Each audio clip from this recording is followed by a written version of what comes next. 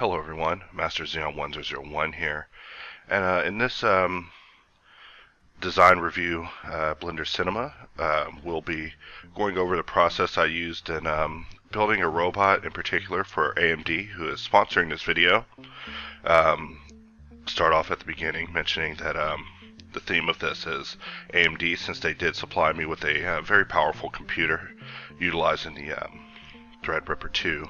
I've been getting acquainted with this computer for a bit of time, so this whole video that you're about to be seeing and the subsequent ones are me really getting in shape with the computer and getting back to the groove of making robots. For the last year or so, I've actually been working on this historical commission job for augmented reality, which is kind of taking me out of the robot game for a minute. So I've kind of allowed that time to refresh my mind and kind of let me go for things from a different angle. You know, I'd done so many robots up to the point in which I took a break that I wanted to see if walking away from the canvas would change up some of my design philosophies. So I'm actually quite pleased personally with the results of this robot, but aside from obsessively mentioning AMD over the course of these videos, I'll try to mainly keep it focused on some of the design aspects here. So if you've seen my videos before, you know I always start off with a cube.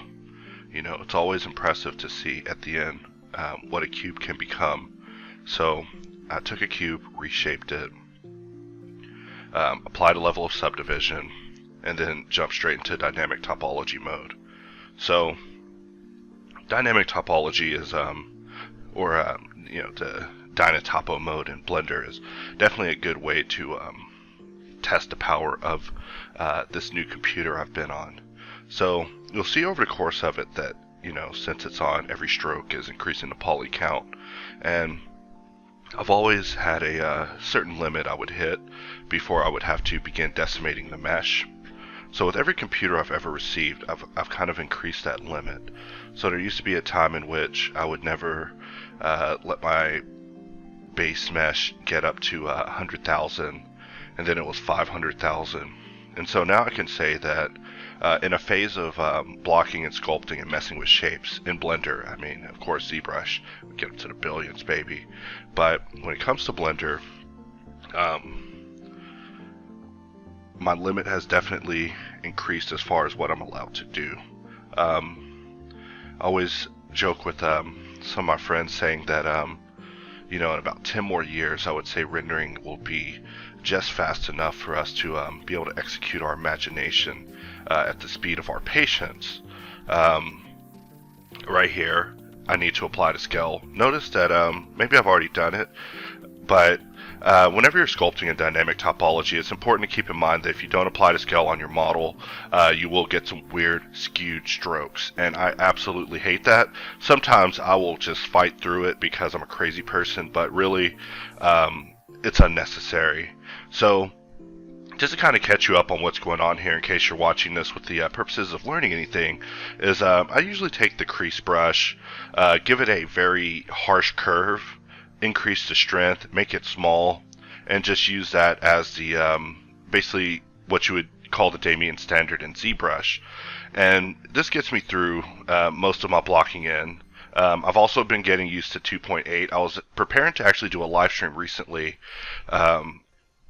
but one of the things that really got me with 2.8 was the lack of polish brush in the program. And so, you know, after ranting about it to a couple of people, they're like, hey man, use the flatten. I've been trying to use the flatten. I need the polish. So don't worry, I've already realized I can just import the polish brush and go on with my life. But if any of you Blender guys are watching this, hey man, what's up on that polish brush? I like that brush. In fact, I think we can go further with it, get some trim dynamic action happening, then we really start to work these surfaces with the brush. But enough on that. So every time you see me go on a curve, it's basically to make the curve as harsh as possible. Another brush I enjoy is the Super Pinch, which is just the strength high, the curve turn to a nipple, and with that you can really pull these plates together.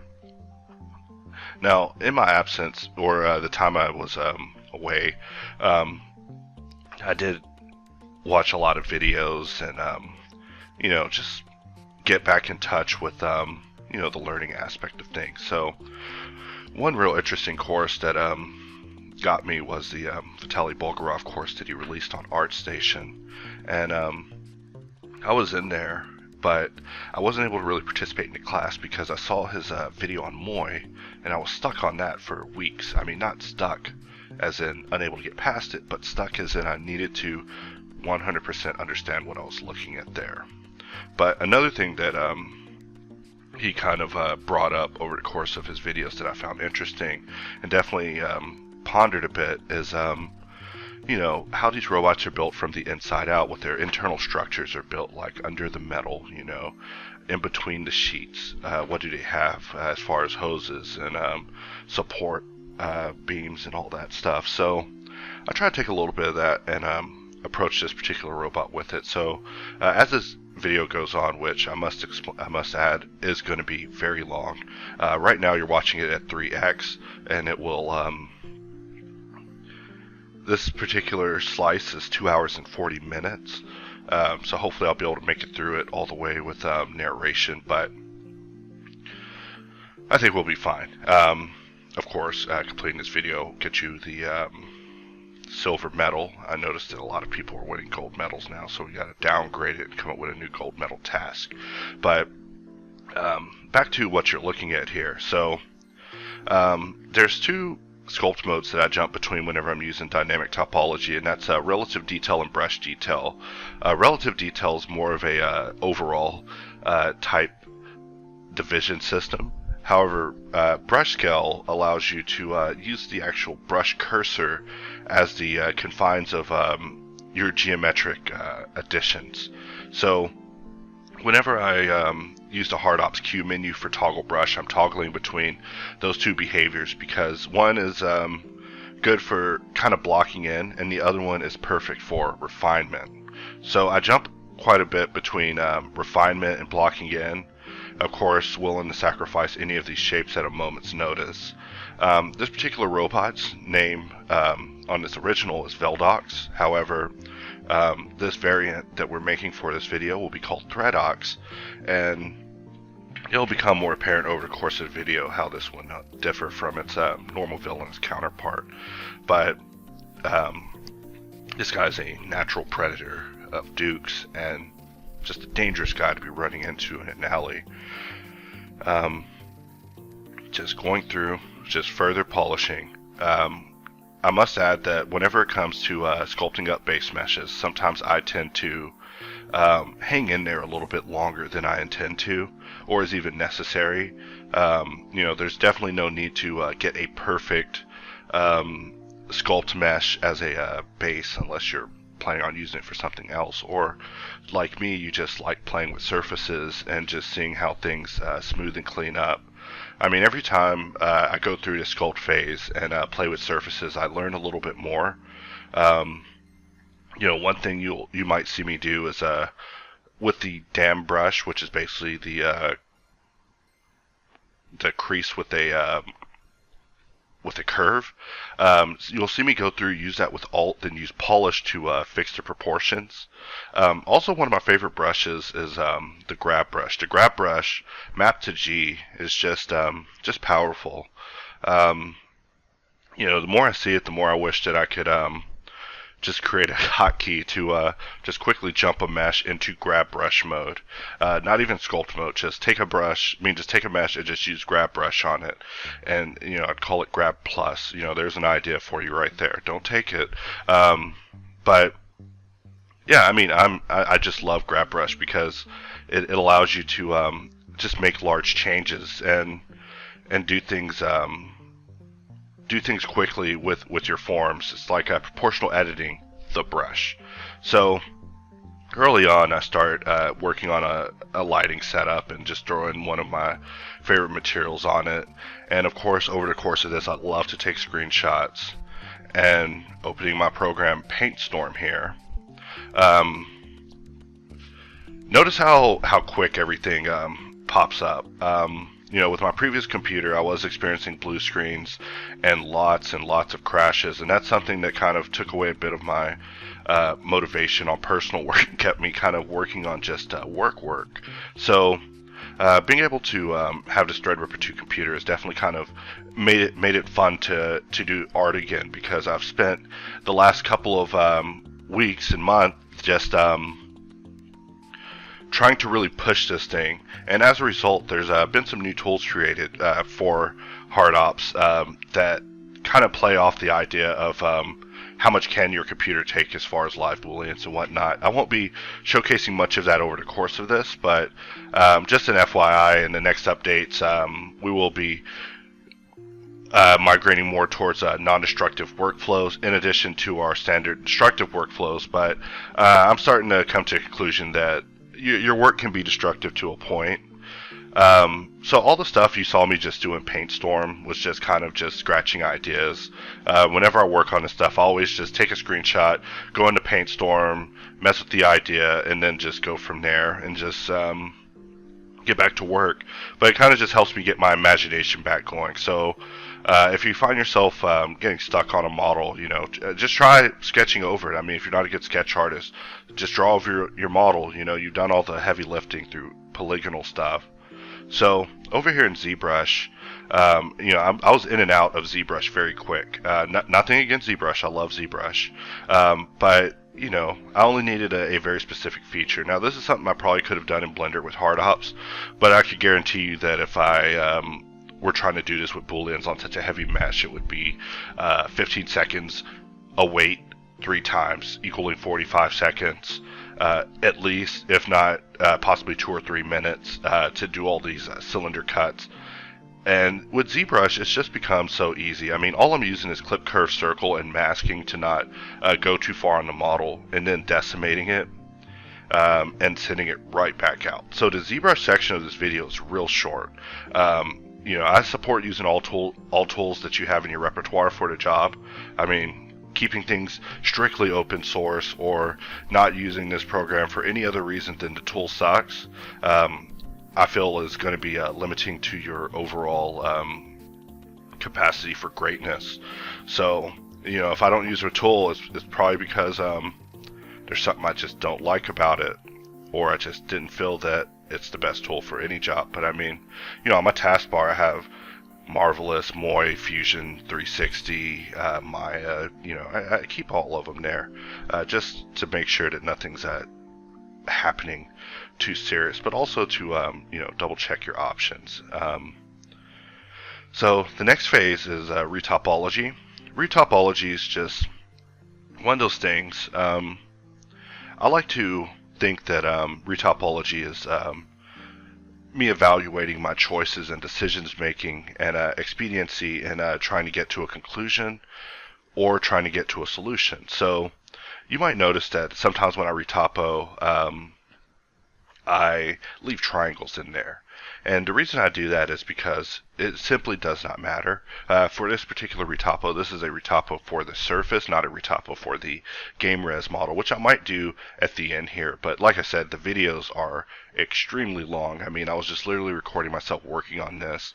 And, I've just been a little bit more deliberate in the process. In between each video, I do sit and spend a moment staring at this model to determine if it's going to where I'm going to take it next. And I might do a little draw over on it or just sketch out an idea just to just kind of keep the robot in my mind and which direction it's going. So a lot of the choices you see me make sometimes I'm making them on the fly, but other times there is a bit of a deliberation.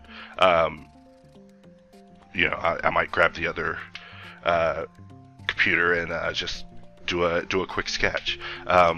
So definitely try these things to see what you can come up with. But it's definitely helped me get a better grasp of kind of my own shapes and where I'm trying to go with things more. at this point, it's just covering up the shape and just giving things a nice flow so that whenever it's C-sharpened and there's a bevel on all the crisp edges, that the surface just has light cascade across it ever so nicely. This faceplate was a bit of a struggle pretty much the whole time. There were some things in the shape I probably could have refined.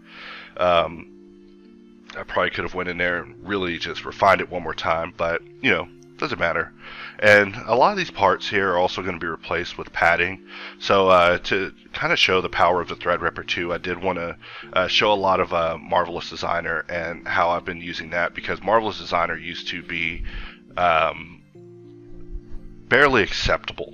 You know, I've seen update logs from that program forever, and they've always been like, with this update, you can have your FBXs walk around in the cloth dynamic, and I get in the program, and I'm lucky to be able to get one cloth to simulate in a timely fashion. But that's not to say that there's a stride you can hit in Marvelous Designer, and once you get going, you can really get going. I mean, it really is procedural, but we'll get to that. I mean, procedural in the workflow that I approach it with. I'm not going to say that the way you should use it is procedural. I'm just saying my personal approach is fairly procedural, so I managed to get fairly predictable results. Also, there's some cool new tricks that I actually learned over the course of the recording that I'll be showing y'all, just showing how you turn meshes to cloth and whatnot, even easier than the way I was previously doing it.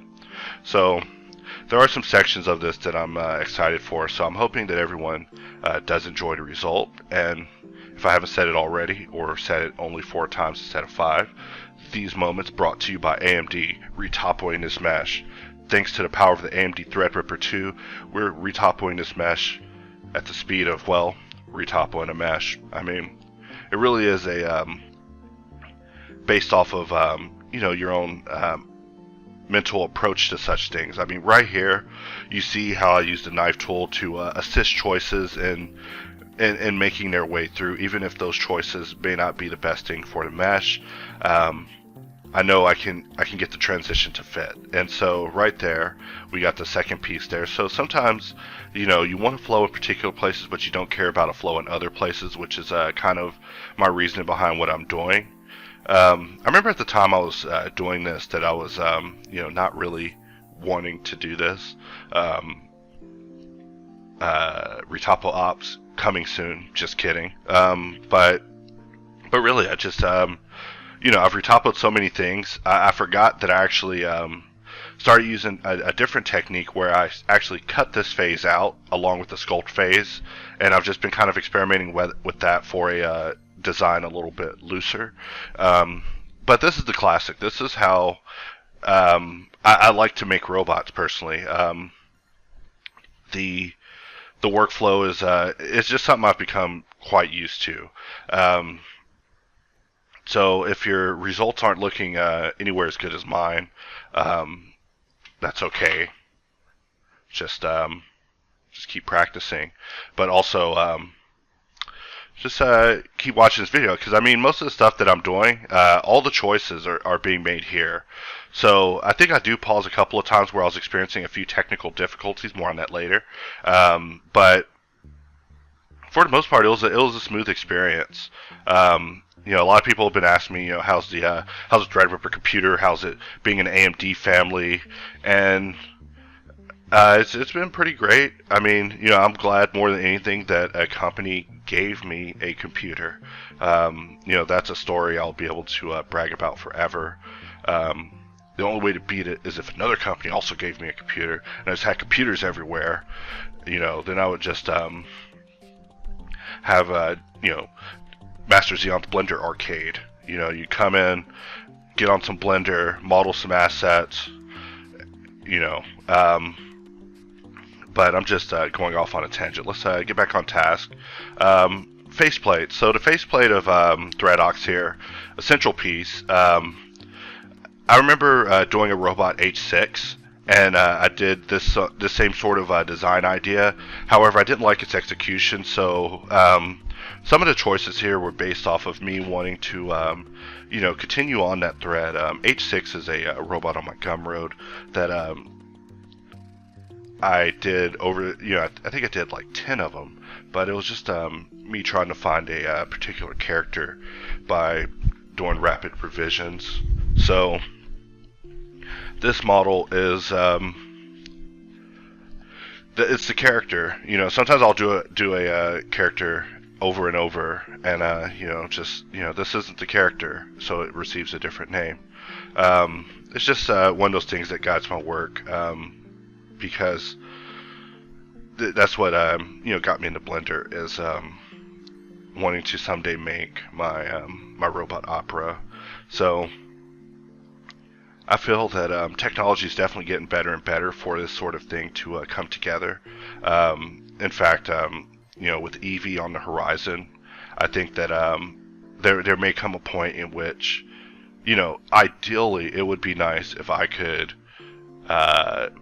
model rig and animate, but also have the soundtrack interactive in the viewport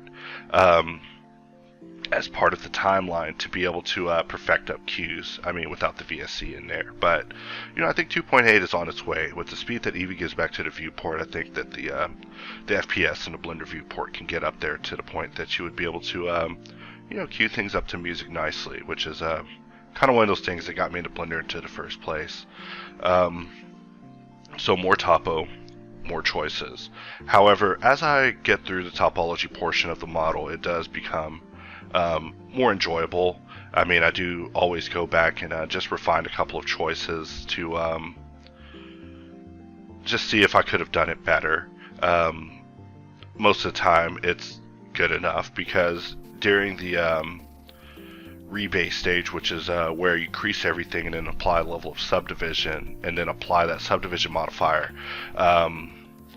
you can also refine the surfaces there. And then once you begin dissolving edges that don't attribute to the curvature, then you have something that's a little more concrete to play with.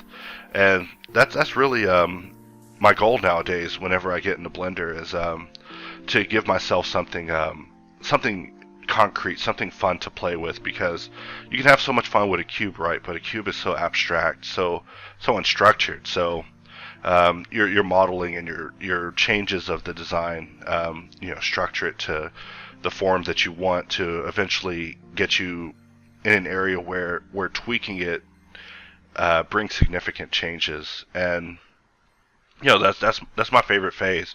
I mean, the phase after this one, where all the surfaces are thick and it's a pretty nice render, but everything's still so simple and so raw, but the surface is so nice. I mean, that's the place I really want to be. And over the course of this, I do most of my rendering using the NVIDIA GTX 1080, which is also provided to me by AMD. They asked me what GPU I liked. I told them NVIDIA for life. So if anyone's asking why did AMD put in NVIDIA, it's because they're very nice guys, and I just don't know how I would have better, just the devil I know, right here in the corner we have someone messaging me. Every time I'm working, people start messaging me.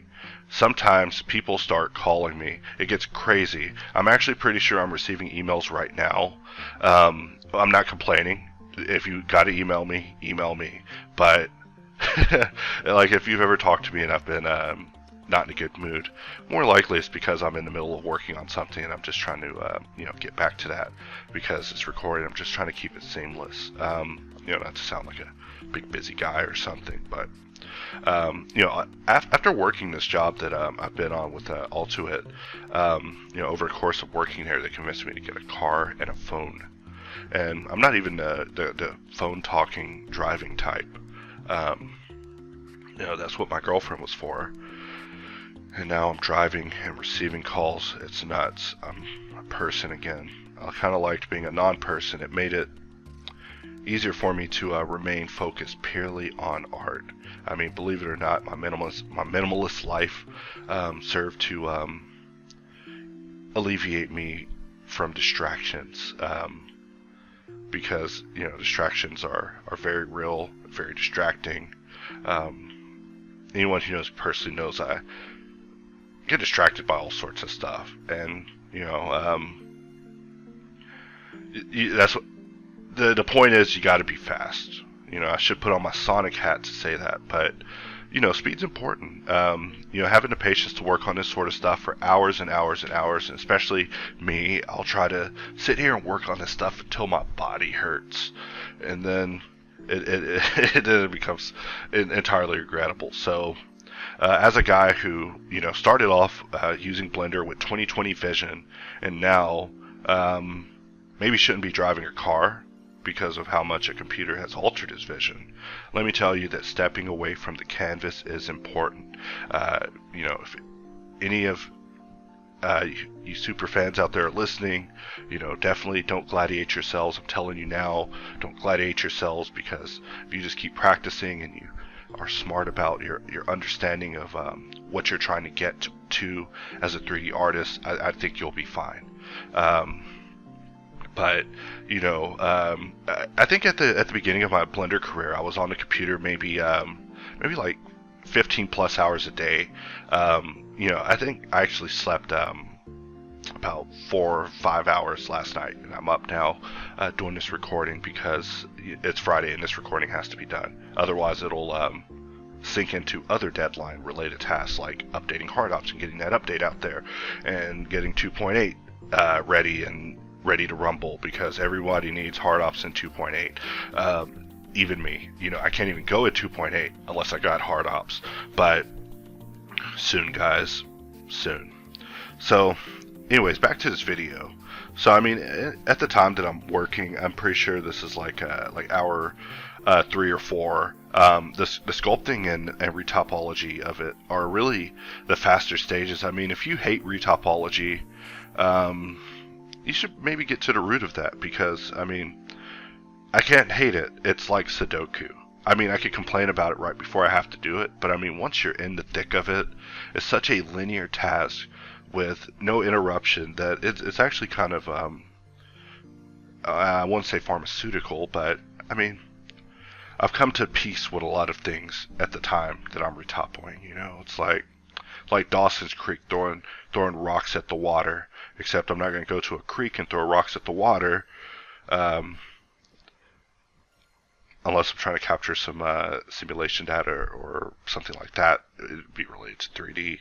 But case in point is, this is like my thinking time right here. Is when I'm retopoing, I'm usually just listening to some music, kind of trying to rate each song, because I'm obsessed with music. So whatever helps you get there. But one thing I can say about retopology is every time I do it, I get better, I get faster, become more knowledgeable. And so if you're wondering why I use vanilla retopo methods and not retopo flow, the answer is simple: F2. Also, I'm a bit of a hard surface modeler. I may come in and do a video using retopo flow sometime, but I'm not trying to throw any shade at any tools whatsoever. However, personally, for hard surface, I'm very obsessed with the perimeter edges. And so under any circumstances, I can't have the perimeter edges move or be lost or be compromised accidentally, because those are what fills in the cracks. So I might give the new version a try, but I've been messing with it a little bit. I use it more on humanoid stuff. Like whenever I was having to do all these characters for the Alamo, I used it pretty much on everybody. I mean, contours is excellent on arms and whatnot.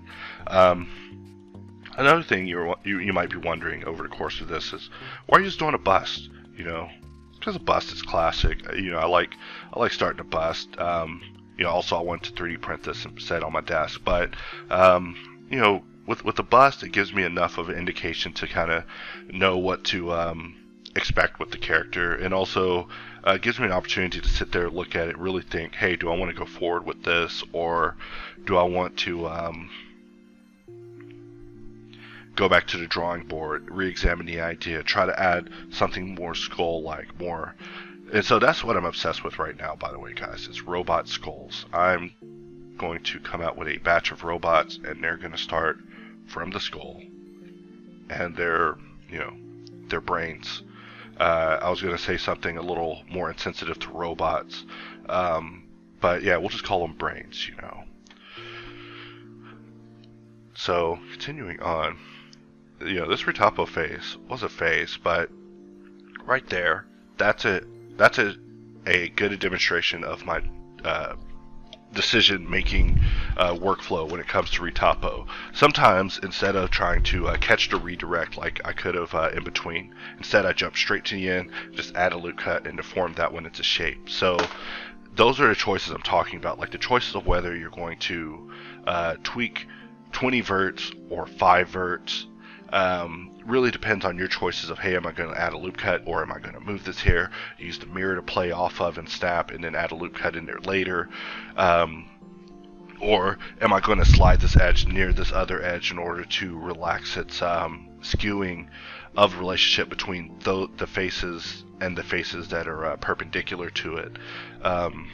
So I mean, I think a lot about this kind of stuff. I mean, I'm not saying I would write a book about retopology, but I'm always curious in other people's retopology methods, because it really does show you shows you their choices. And so, I mean, looking at it myself now in review, I can see that this is the retopo of a guy who's maybe received some comments in the past that his prior retopo was a little too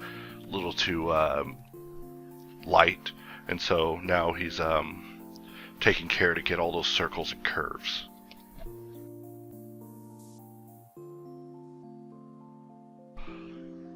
But this workflow is just great, and I'm pretty sure over the course of this model, Blender did not crash once. Pretty sure. I would have remembered. I'm trying to think now. Watch it crash in the video, making a fool out of me. It's like, yeah, guys, Blender never crashed, and Blender just that would be funny. But yeah, I'm pretty sure that Blender remained stable this whole time. In fact, if you look at the top of the screen, I don't even think I saved the file at this point. I'm pretty sure I got all the way to the end of this video, and then that's when I started to save the file. Not to say that you shouldn't save the file, but sometimes when I'm modeling, I have a situation where it's kind of like, Jesus, take the wheel. If this model was meant to be, Blender won't crash, but if I'm doomed to start over, I was kind of a crazy modeler when I first started out, to be honest. I still probably have the mentality that if I was modeling something and Blender crashed, instead of going to bed, I would just get back to modeling it. I mean, I'm not going to let a computer defeat me. I used to be pretty serious on that rule. With AMD, I don't have to worry about no more. Whenever I was on their live stream, I was dead serious when I was telling them that this computer hasn't turned off. It has now. I turn it off all the time. I reboot it all the time. I hit the sleep button when I get out of here because I don't want a super high electric bill. I mean, I don't want to find out if this computer sucks up a lot of power to hardware or something. But when in the first month I had this computer, I didn't even need to turn it off. I mean, I may have rebooted a couple of times to get iTunes right, but it's been solid. I mean, the performance has been quite solid when it's performing in that situation. It performs well. There's not a lot of situations that come up that I would say are negative for using this computer. There's a couple of games that occasionally crash every time they load, but I think that's something to do with the game creators. Also, when I first got the computer, I started writing like a journal about my experiences with the computer, and at the beginning I was having just all these just growing pains of setting up a computer. You think you get a computer, you can set it up and be back in action by that evening. Like, I had to Google all this stuff on hacking iTunes to move my library. If you're one of those people out there asking why do I use iTunes, leave me alone. iTunes is all I know. But alright, more notifications. Sorry, got distracted. Just like that. Get out of here, phone. So, back to the video. free of distraction. So this area here, probably my least favorite area. However, by the end of the video, I think I was able to get a result that's pretty nice. Also, there's a chance I might be extending this into a body. Might do it as a Patreon thing next month or something, which means it would come to YouTube later. But really, 2.79 is, you know, I don't want to say it's done, because I'll probably be using 2.79 until box cutter is in 2.8. Hard ops will probably be first, so stay tuned. For everybody who is eagerly awaiting that, just know that it's in the works as we speak, and will be happening soon. This little area in the front, real easy. You know, in a lot of these pieces, what I usually do is I'll duplicate an edge, just move it over, and then that'll just be my edge. So everything kind of has like a geometric equality to it, to an extent. So the boring part of this is almost over, but boring to you, maybe not as much to me. But what better way to depart 2.79 than to you know, hit it with the old classic one more time. I mean, there's you know, 1,000,001 ways you can model a robot. I mean, if you watch Gleb's course, that's one way. However, me and him are going for slightly different robots. So this way I'm showing you is just the way that I've come used to it, and it kind of allows me a stepped process. You know, if you've ever written me about box cutter or hard op support, you know, one of the things I always talk about is stepping through the process. You know, if split doesn't work, or you know, if C/ doesn't work, same tool. You know, the way that tool works is it does a series of operations very quickly. You know, it cuts it off, it puts it back, it adds a material, it does all these things in a second. So whenever it fails, there's no way for you to know exactly where it fell. So being able to step through the process of first cutting it, and then duplicating the mesh, and then inverting your boolean, and then looking at it to see, hey, where did this go wrong? And I mean, most of the support issues I have, it always results in either doubles or just bad geometry, you know, maybe a bevel got applied or something. But you know, there's something systematic to it. And so the approach that you see me using here is kind of my systematic approach to robot design. Like, I want to be able to go back and analyze my steps and figure out where I went wrong, and even change things if the need be.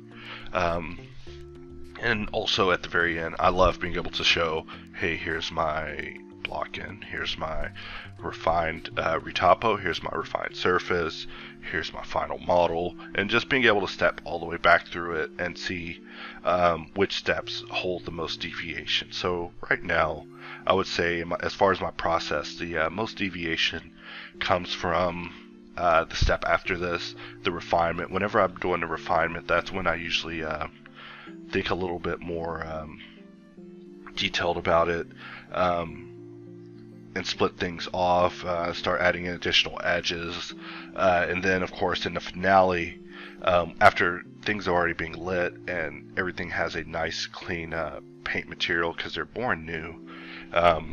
You know, if I put damage, it would be through texturing in Substance Painter. You know, I wouldn't try to do that procedurally through Blender. So right here, this is actually jumped into the next video. So we're actually in my alarm. Alright, so sheesh. So in this video, I'm going through adding some additional retopo to just fill in some holes. So at first, you know, about a minute or two ago, I thought I was done, and so here I am showing that I'm not truly done, and we're just getting in there and just adding some geo, snapping things into place, just filling in these holes. So like I said, this is one of my favorite stages.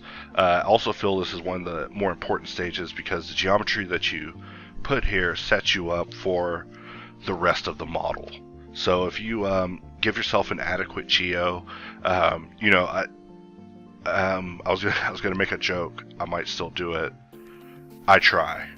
You know, sometimes I put triangles, you guys, but sometimes I put an edge flow, and a flowing edge around what matters. You know, I can't just stick a triangle willy-nilly. Usually if you see me stick a triangle in there, it's somewhere where it doesn't matter.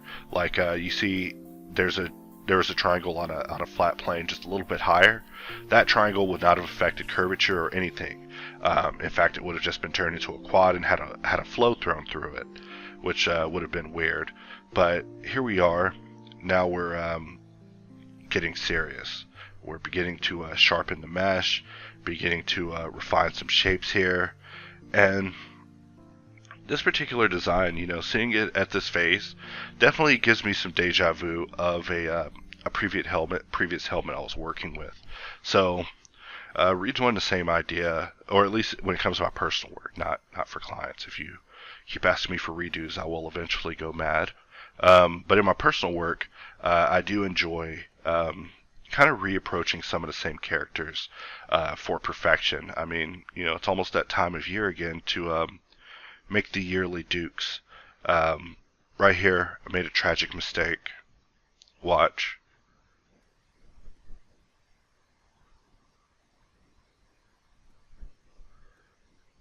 But this mistake ends up looking kind of cool in the final result. So we'll just see what happens here. Slide, slide, GG slide. Probably one of the greatest changes made to Blender. I remember seeing that on Twitter whenever they decided to make it where when you press G twice, it slides the edge down an edge or vert down a vert. Just phenomenal. Another one is clicking something to select it and then holding control and clicking the other end of your selection will select everything in between. That was something I used to handle using the D key, and you'll see me still use D key for it occasionally because old habits die hard, but for the most part you can actually just handle it via control clicking. So right here you see me open a new file, forgetting what I was going to do there. Maybe it's not that part yet. Sorry about that. So back to this robot. We're using a little bit of subdivision and we're just cutting in between, and then we're just creasing it to just make that part hold, and we're creasing that to make that part hold. And every area that you see where the subdivision turns a interpolation into an arc isn't going to work for my lifestyle. Just saying. So I mean, at this point the hops usage is light. You know, whenever people ask about hard ops, I always tell them you could use hard ops as little or as much as you want. If you don't understand it or you don't want to use it, you don't have to use its functions in your workflow. But if you want to start off light and use something as simple as just a material helper, or the material menu, or the modifier helper just to get started, you know, that's fine. And then you just ease it into your workflow as you see fit. But there's no need to go in and use every single tool erratically without an understanding of its reasoning. So right here I split a piece off, and because there's thickness, it will actually split it off and give it a nice little inlet. I come through the middle here and I use blue box and delete an area.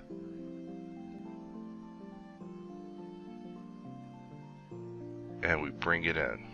So the geo here is getting less and less perfect, but it's only getting as imperfect as I'm willing to allow it to become.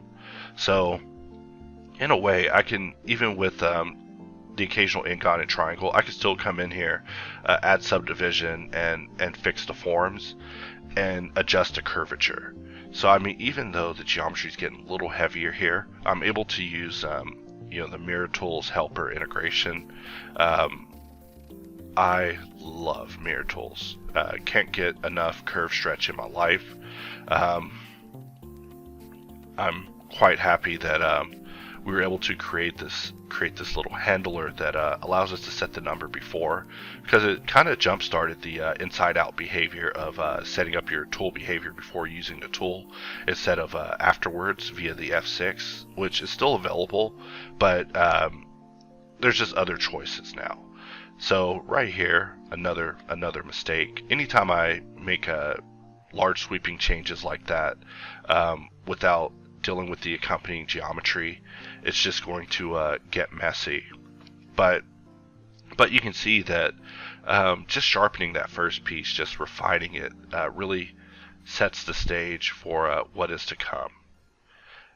And as each piece gets better, the model, starts to get a little bit closer to the idea that I envision, which is this guy creeping up out of smoke, grabbing people, slithering away, But continuing on, I want the result to get you at the end. So I won't spoil anything.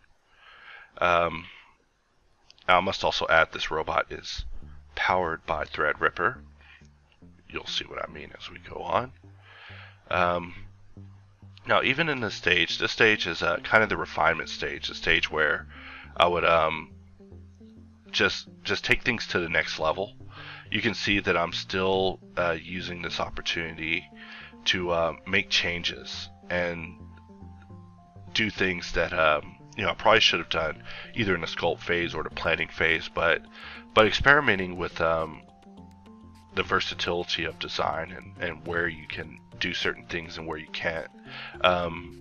It's just one of those things that I just gotta recommend that you spend some time experimenting with, because making all these changes at the beginning could be one thing, but it could have led to more work during the retopo phase.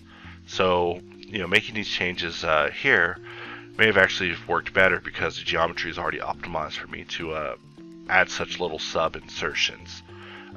So these are just things to think about in case you're wondering why I'm still making such large changes even at this point. And then of course a little Alt-S, push it in.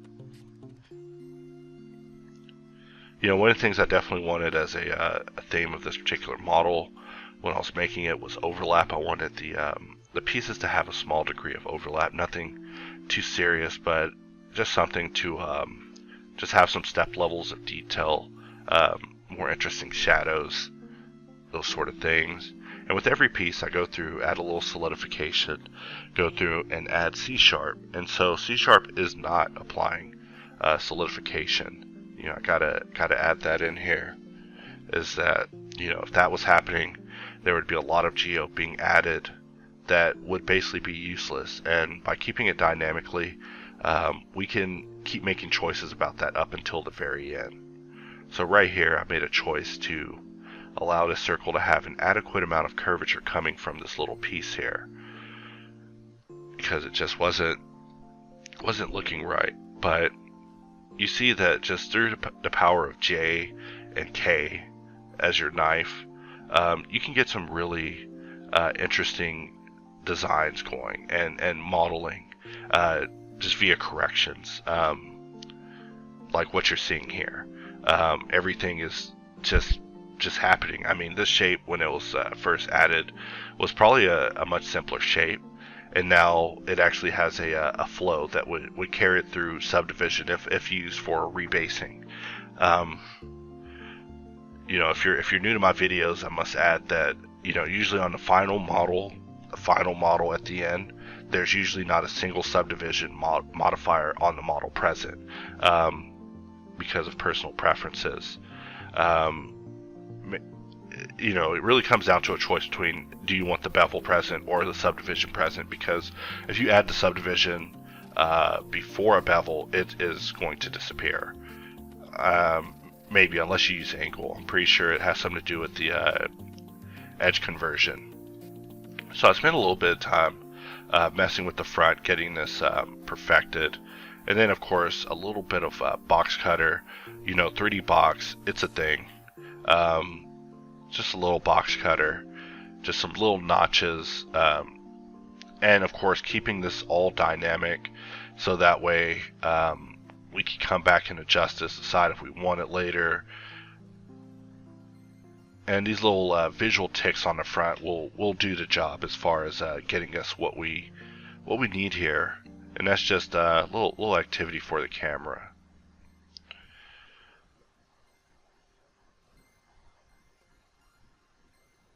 And just wondering how I'm going to fix that area. And I was hoping I was going to do something interesting there, but I did not. I did not. So, continuing on, just moving pieces down. I put this little lip in the front, and I was going to mess with that idea, but some ideas are just a little too radical. In fact, it's easier to make that an idea and that an idea than it would be to do what I was trying to do before. Another choice was to lower the sharpening around this area and insert another edge loop. So the more you play with geometry, the more you realize that there's a lot easier ways to do certain things. You can use Control R to create an edge loop, but sometimes you can also just use Control B to split an edge into 2 edge loops, and that will actually maybe get you a little bit closer. So experimenting with these choices and where they fit in your workflow should definitely assist you on your way to being a smarter modeler. And over the course that I've been watching myself make this and narrating this, I'm surprised I didn't do any saving. I should have saved the file at some point. Push out, a T-thick push in, another common technique. And so looking at it, even though it's retopoed, everything is still just so very rough. I probably could have sped this up, but this is that learning sauce right here. This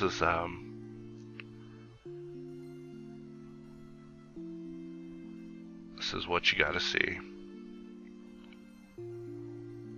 Is how much fighting goes in here, how much refinement over the course of these models. I mean, I'm pretty sure I could have done this very fast and more imprecise, and used more box cutter to cut things into shape. But the knife tool also allows me a small degree of control, and that control is just something that I've become used to. In fact, some of my best cuts are done with the knife tool, just K-cut, V-split, and turn it into its own section. So over the course of this, you should be seeing quite a bit of that.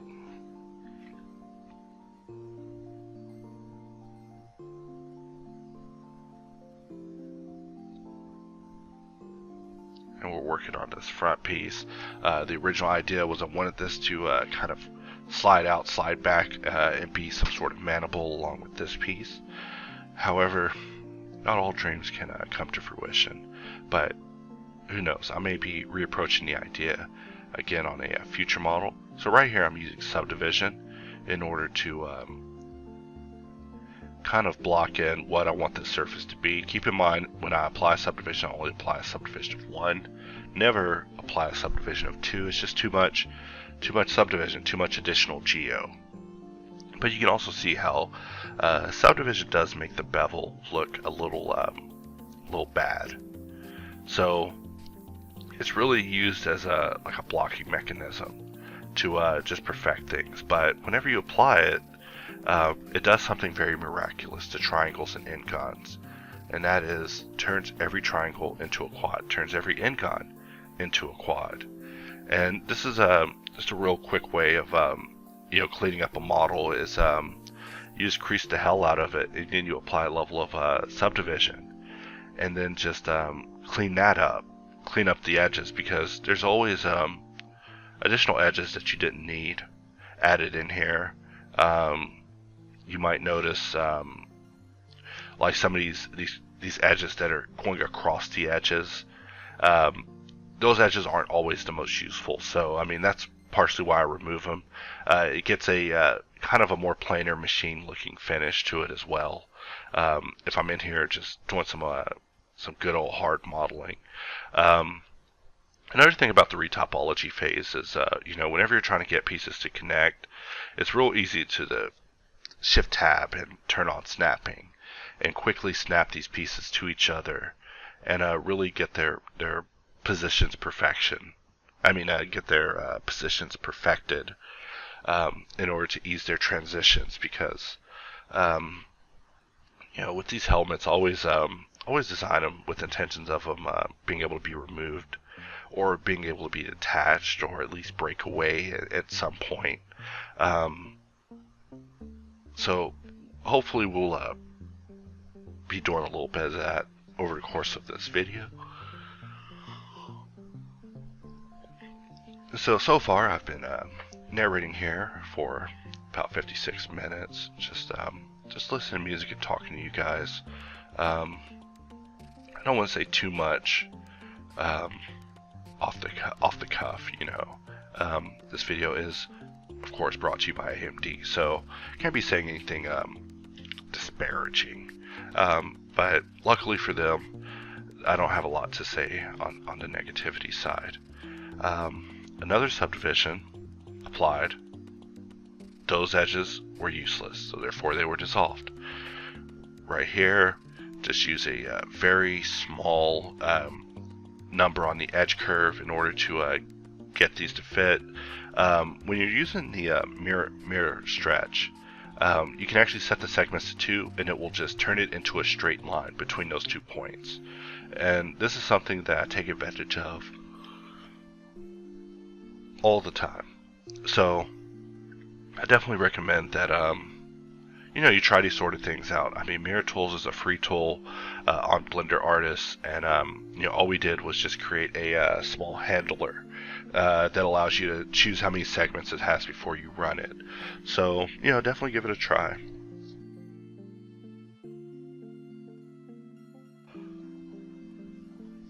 Right here, I make a mistake. Turn off snapping. Less of a mistake. But this area here was kind of a hard area to add, and I'm pretty sure it's because of the just how impulsive I was in adding this. It kind of just came up randomly. Right here I use Mesh Clean to clean this area up, allowing me to dissolve these without dissolving all the way up top. Not really a fancy trick here, just one of those things that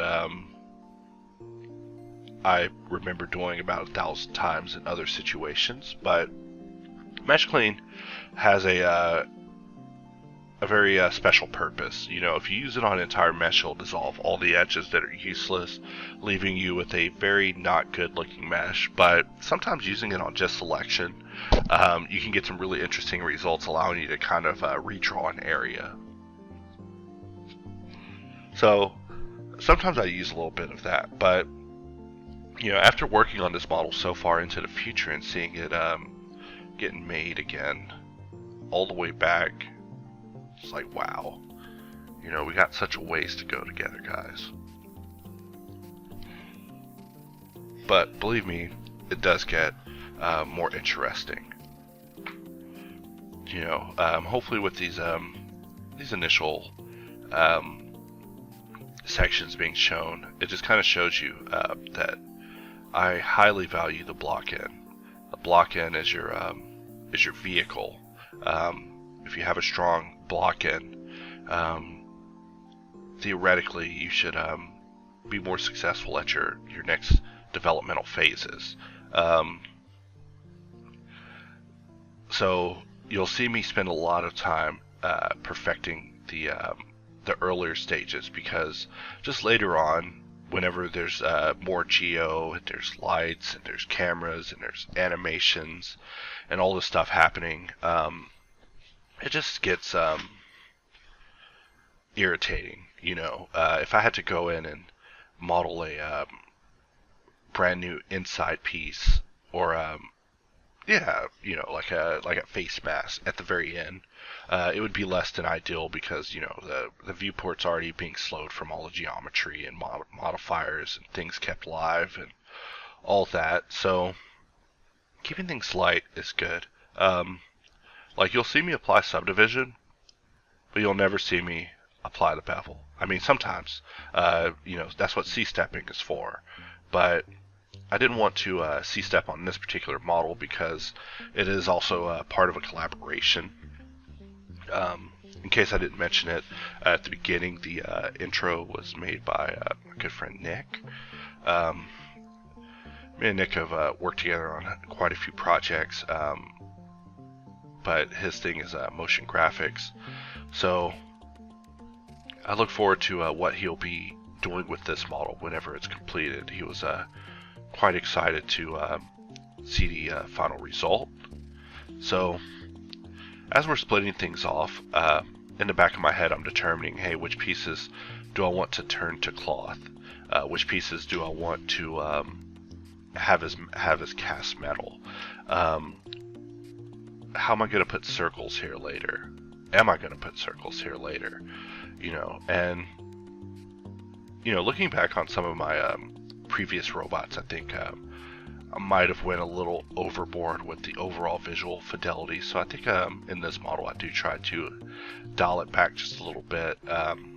In my time away, just kind of thinking about what I'm doing and what I'm trying to do. I've begun to try to aim at achieving less with more as far as modeling. So it's not even worth continuing if the bust isn't fantastic. So by the end of this, we will know. Put a couple of small gaps in there for reasons I don't know, sliding things around, inserting quads where I can.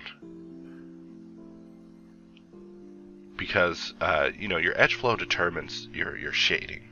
So if you're going to break your edge flow at the end to add in little doodads and complexities, at least have your surface right before you do that, so that way it's not an uphill battle.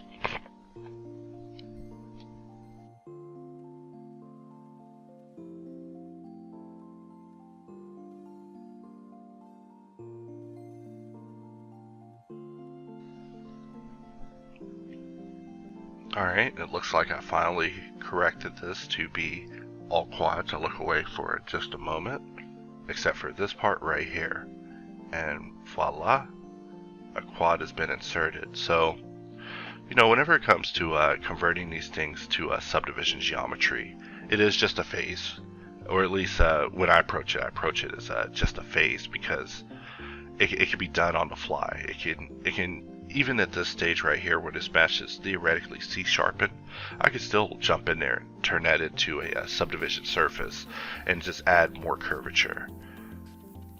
Right here I'm just duplicating edge loop, splitting it off, and then snapping it on. And right here I try an interesting trick where I put a hook on it and pairing it to a plane and then attempt to position it.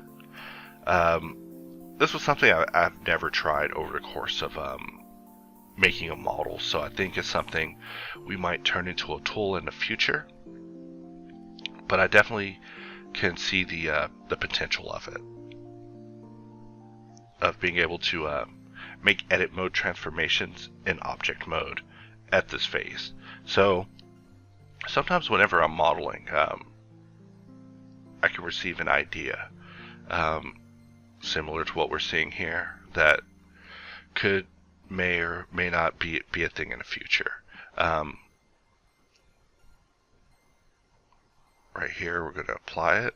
We're going to get rid of all this stuff, and we're going to cut in an edge loop.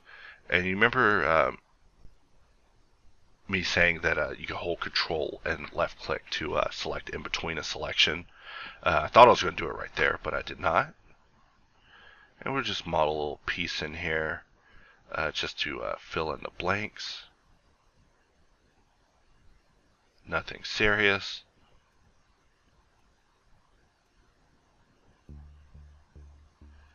And I always will, add that extra little loop in there if needed to, get it to shade correctly. We'll flip the normal, give it some thickness, mirror it to the other side using interactive mirror, and just get these other pieces to just hold it together.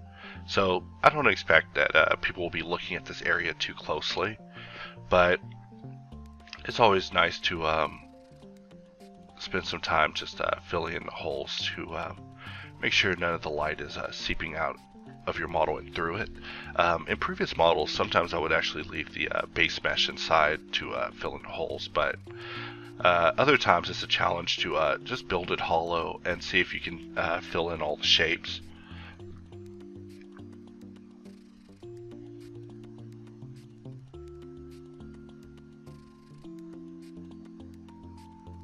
Here's another interesting choice here, where I will split something off and just push it, maybe even offset its thickness via the solidification modifier.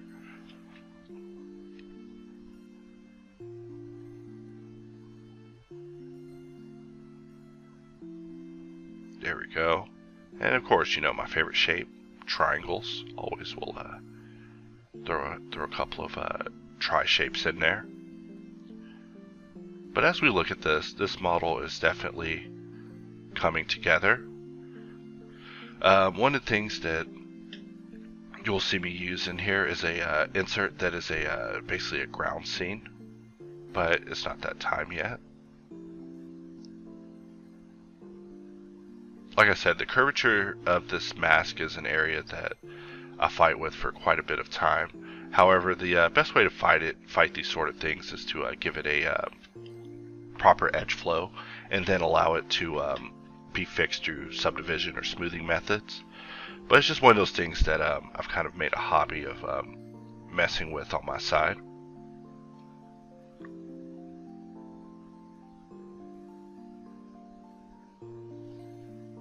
We'll just push that over, just keep the middle as tight as possible.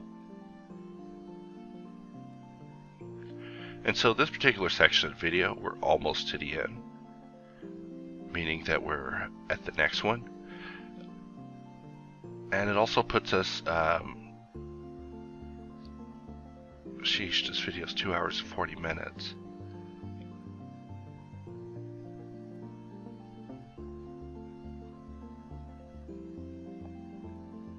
On part 1. So right here, you can turn off merge and clipping, and if you crease the edge, it will cause a crease in the area of the mirror modifier. This is a trick I use all the time when it comes to having edges that are mirrored and creased at the same time. But whenever it comes to the mirror modifier, if the meshes are mirroring and clipping, then it's not going to work very good with pull-ins or box cutter. And this is something that I send out quite a few emails about every day.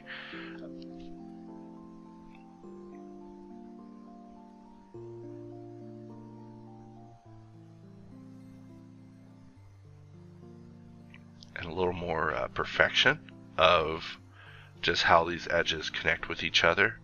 It doesn't always have to be so perfect, but it's something I like to play with. I like to play with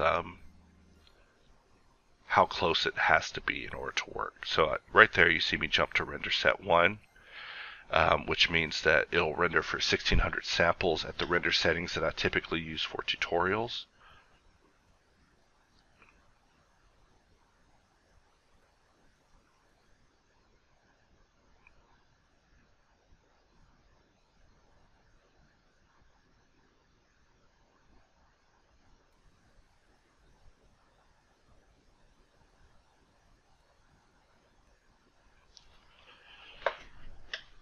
And so that piece is done, and we're rendering again for just a split second. Always looking at the render to just kind of visualize what the final result is going to be. But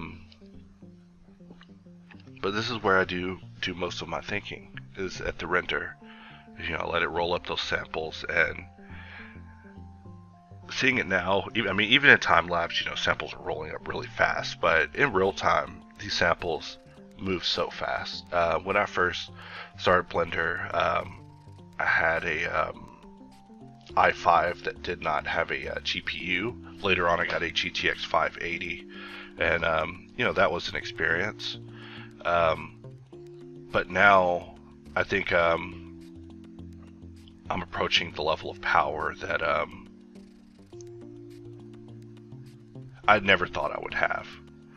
So, watching myself go through all this in one linear sitting, you know, if someone would have told me 10 years ago, hey, you would receive basically the world's most powerful desktop processor in order to test with your Blender nonsense, I would have been like, get out of here.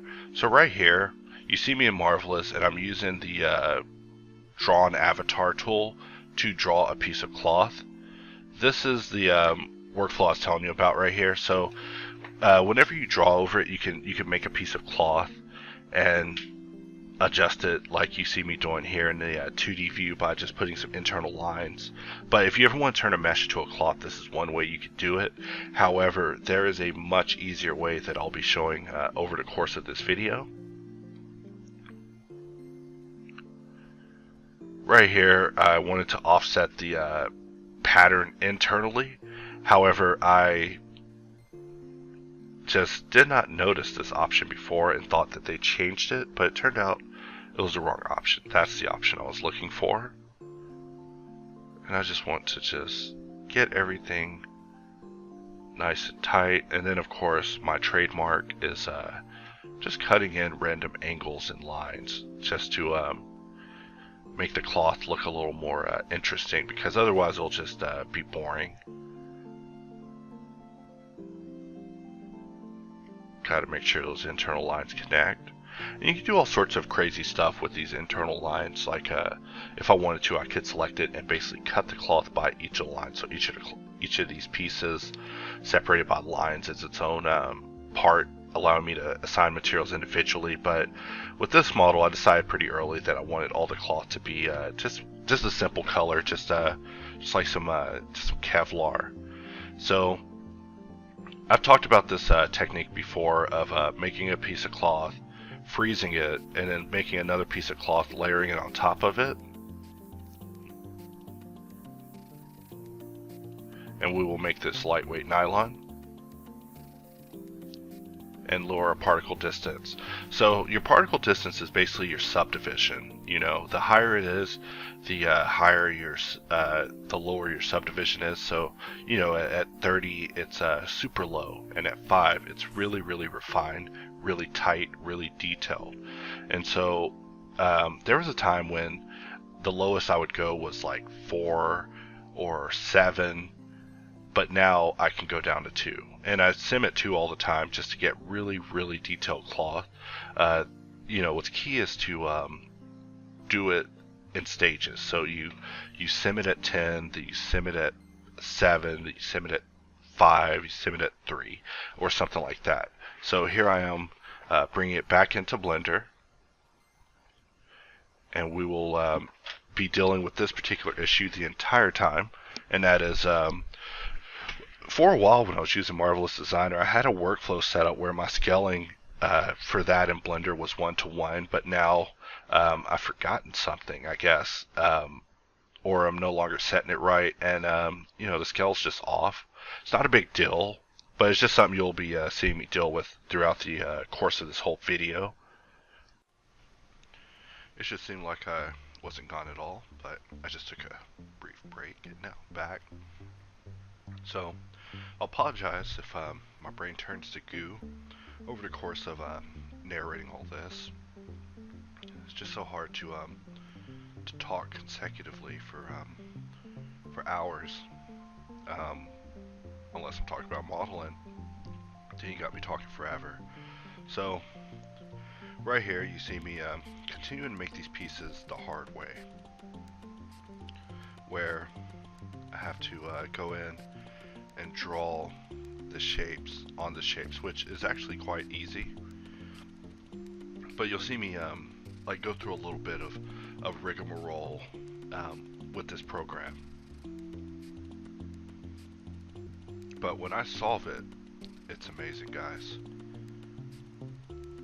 But you know, I spent some time researching online how you can turn a mesh into a cloth. I mean, they have an option called mesh to cloth. Don't use that option. I need the mesh to not only be a cloth, but I need it to be a cloth in the 2D view. And so here you can see me just really struggling with getting that. And you know, who knows why I left it in here. However, right here, you see I got it almost. So like I said, I couldn't find any documentation on this. Nothing that explained exactly how you're supposed to do this part right here. So it was kind of a pain. However, you know, by the end of it, I did learn what I was supposed to learn. You know, first I'm trying to get everything to fit and sit together, and it's just real hard. However, whenever I attempt to lay it onto the mesh, it also gets a little weird, so it just falls right off, which, you know, I don't need that. I need to stay on the mesh for just a moment. We'll see how long it takes before I just give up. And it looks like I already have. So, I mean, when it comes to these sort of things, you know, there's a limited amount of time I'm willing to spend troubleshooting something. However, sometimes if I can't find an answer, I will give it a limited amount of time to troubleshooting and figuring out what the issue was. And this was one of them, because it kind of embarrassed me when I was recording. It's like, you know, why isn't this working? I was actually in a meeting at work, goofing off with this workflow to see, and I figured out, hey, I could turn a cloth instantly. I mean, I could turn a mesh instantly into a cloth. I was speechless, but I was in a meeting, so I couldn't say anything. But I'm just like sitting there looking at my computer, like, oh, you know. And I get on it later, try to do it on a recording, and I just go through all of this stuff here, because, you know, some of these pieces are just real hard to get to fit. So this one, you know, the idea was to sim it a little bit and then layer on top of it. So right there, by strengthening it, I was able to do it, and then I'm just pressing Control K to freeze the underlayer, and I want to unstrengthen that so that way I can sim it. And of course, we start playing with the weft and the warp. Whenever I explain these parameters to people, I just tell them that they're the cloth exponent, right? Like, if you wanted to make more cloth, you could scale your cloth. But if you want your cloth to make up more cloth within the same space of the cloth, you would use the weft and the warp over there. So, I mean, usually when I'm in Marvelous, it's a matter of me using the weft and warp to add additional wrinkles to something I've already constrained, lowering the particle distance, and changing the material to lightweight nylon because I like it and it gives me the wrinkles I like. But here I am with the piece, so even with it working against me, I was still able to get what I wanted and get out of there. You know, no holds barred, no prisoners. We're done. So bringing in cloth pieces every time just kind of frustrated me, but I was just over troubleshooting. I just wanted to get in there. Sometimes, you know, you just gotta pick your battles, and I just didn't feel like fighting this battle today. We'll delete half, mirror it to keep it dynamic and also keep it light. We'll grab the boundary loop and just pull that in a little bit just to you know, give it some room. And so this piece right here really starts bringing a model together. You know, seeing that come in really brings me back to yesterday. You know, I was about to start working on this model again, but the amount of videos I needed to narrate were stacking up so high that I can't. I just can't go and work on a video knowing that I have 6 more hours of videos I need to narrate, and every minute I work is another 15 seconds of narration I have to figure out. Not that I have anything against narration, of course, but there's only so much I can say in these videos. And my favorite thing about these particular videos is I am able to do it. Look at this, immediately take that piece, and I realized that it just needs a single line, you guys. If you put a single line on it, you can turn that piece into a piece of cloth, able to be unwrapped. But here's the crazy thing. You can put that line on a single piece of any geometry, and you can turn any of these pieces into cloth, proposing that it's able to unwrap in the view. But here I am, one more time, doing things the hard way, because the answer right there was in front of us, but I just didn't even notice. But just watch. We'll just let this keep going. But by the end, I found a whole new way to approach clothing robots. So I'm sharing that with you guys. Also, this piece I don't think even worked out. Like, I'm pretty sure it was a disaster. So, you know, in Marvelous, I used to be able to stretch the lines to the pattern boundaries and then cut them off. And in this case, it just put me through so much that I had to question, do I even want this? And the answer was no. The answer was no, I wanted none of this. I mean, when it comes to selection in this program, it's crazy.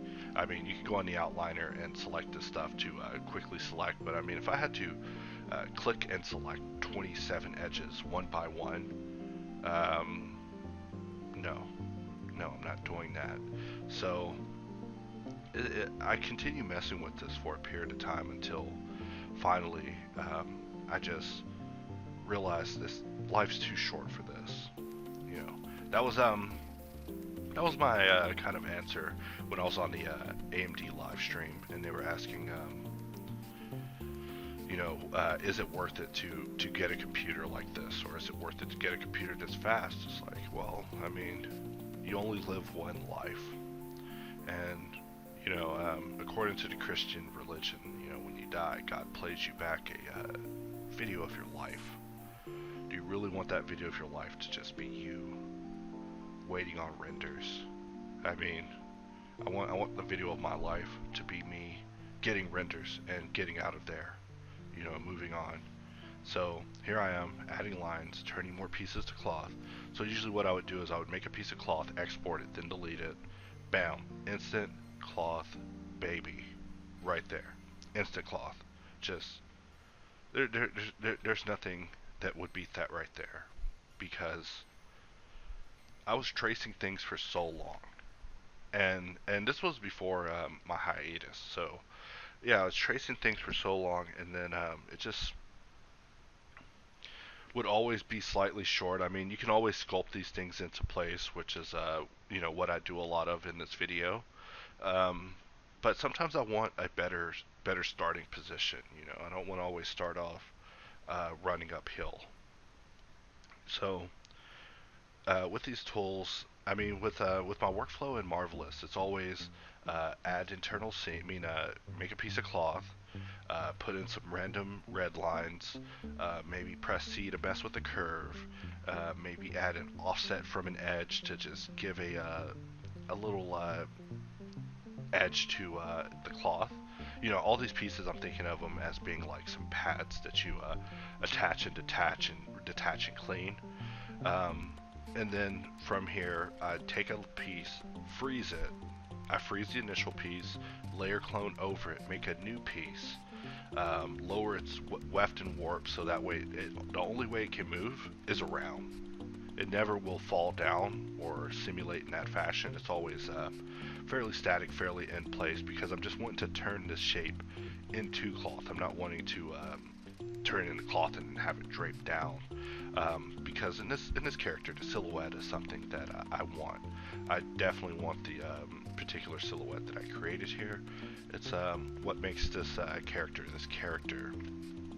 So if you're getting tired of this and you're missing Blender, don't worry, I'll be back. Now also for this one, notice that I made a mistake in the piece, in that this piece didn't sim to the density of the other pieces.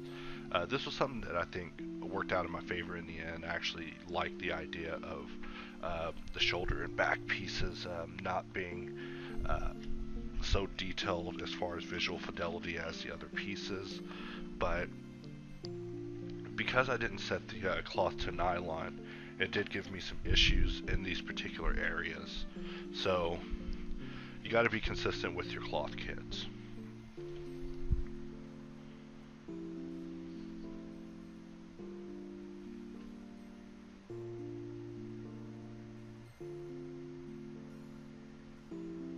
And still simming here, and we're just going to export it. So notice that when I export, I use export selection, and I'll only export the topmost layer of the cloth. So I'm not exporting 3 different layers of cloth underneath in order to have it have all this extra density, because each of these pieces I'm bringing in, I don't know, probably 100,000 a piece.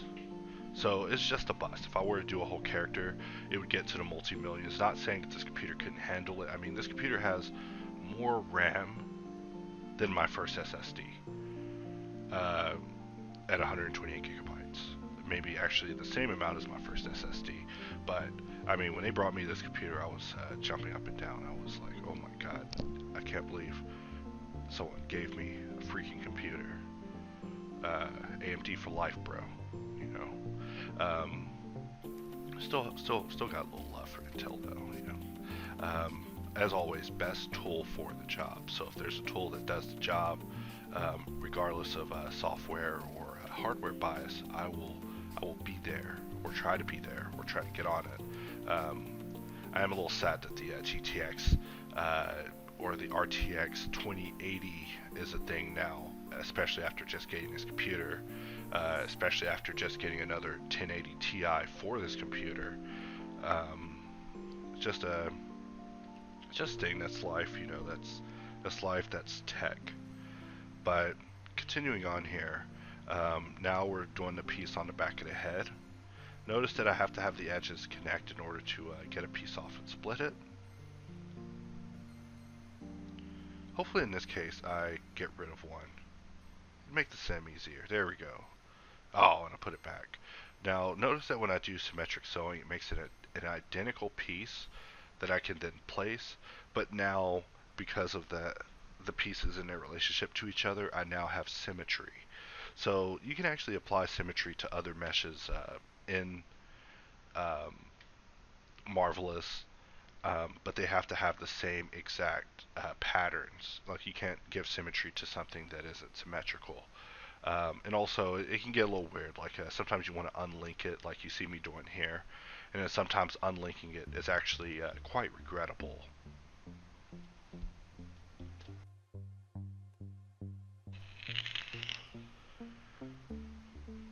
So we'll select all these and probably offset from the edge. You know, just give us a nice little internal seam line there. You know, just something about those lines. Just love them. Right here, I realized that if I'm going to turn this area to a curve, turn this area into a mesh, I should have put more segments in my circle, because, you know, it's cloth, it doesn't matter. It's going to come in probably like 150,000 anyways, because I'm simming it at like 5 or less, so it's very heavy. There usually is a step where I will go in Zbrush and use Z-remesher on stuff, but I didn't do that here.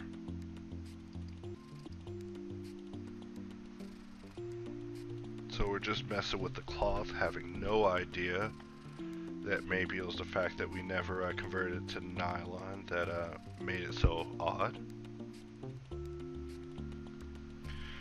But this reminds me of when I was working on a job with Anthony Jones as my art director, and he was telling me that my cloth looked like a saggy diaper. So I've actually put a bit of effort into not looking like saggy diapers, which is what made my workflow. So right here you see that using the defaults kind of got me a little bit of that saggy diaper syndrome happening here. But it's all right. It is only the back of the head. This particular model is a frontal beauty, so it's intended to be aimed from the front from a 3/4 angle. However, I do plan to finish it up and close it all off, so it'll be a nice portfolio piece.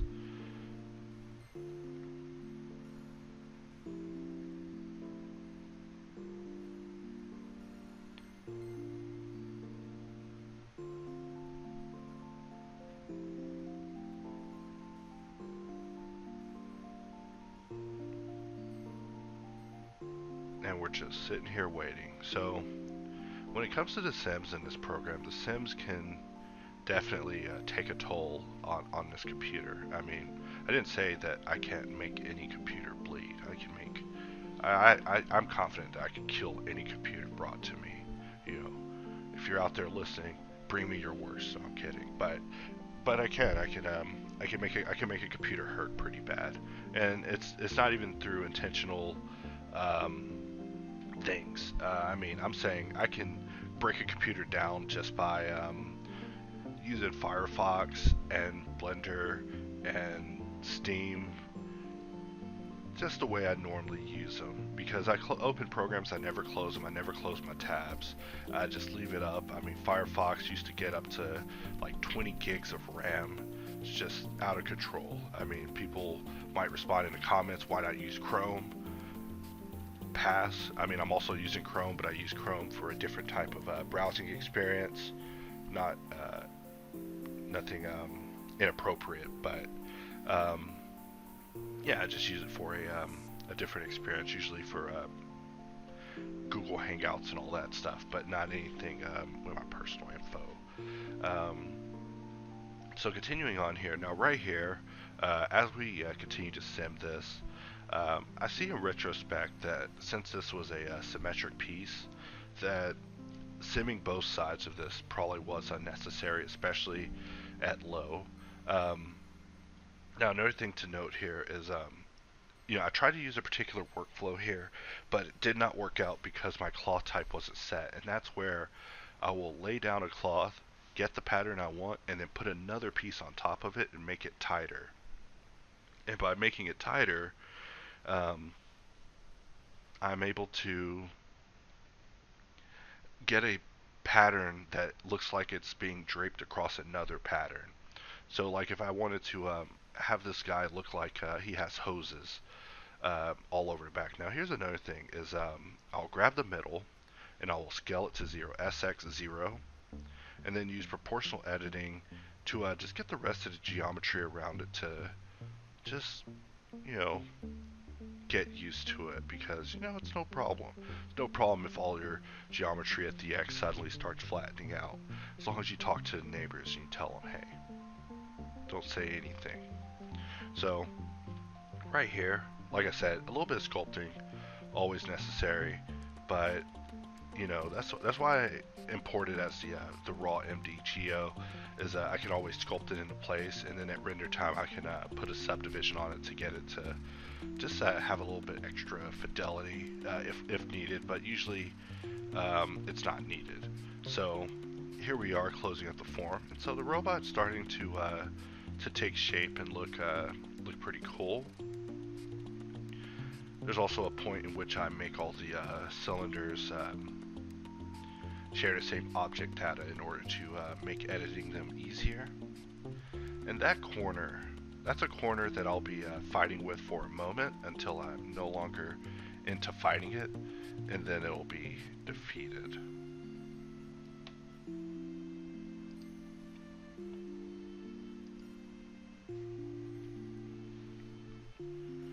So now we set up the camera, and so for these sort of busts, I usually do a 1000 by 2000 camera with a 120 focal, and that'll get me a fairly nice result.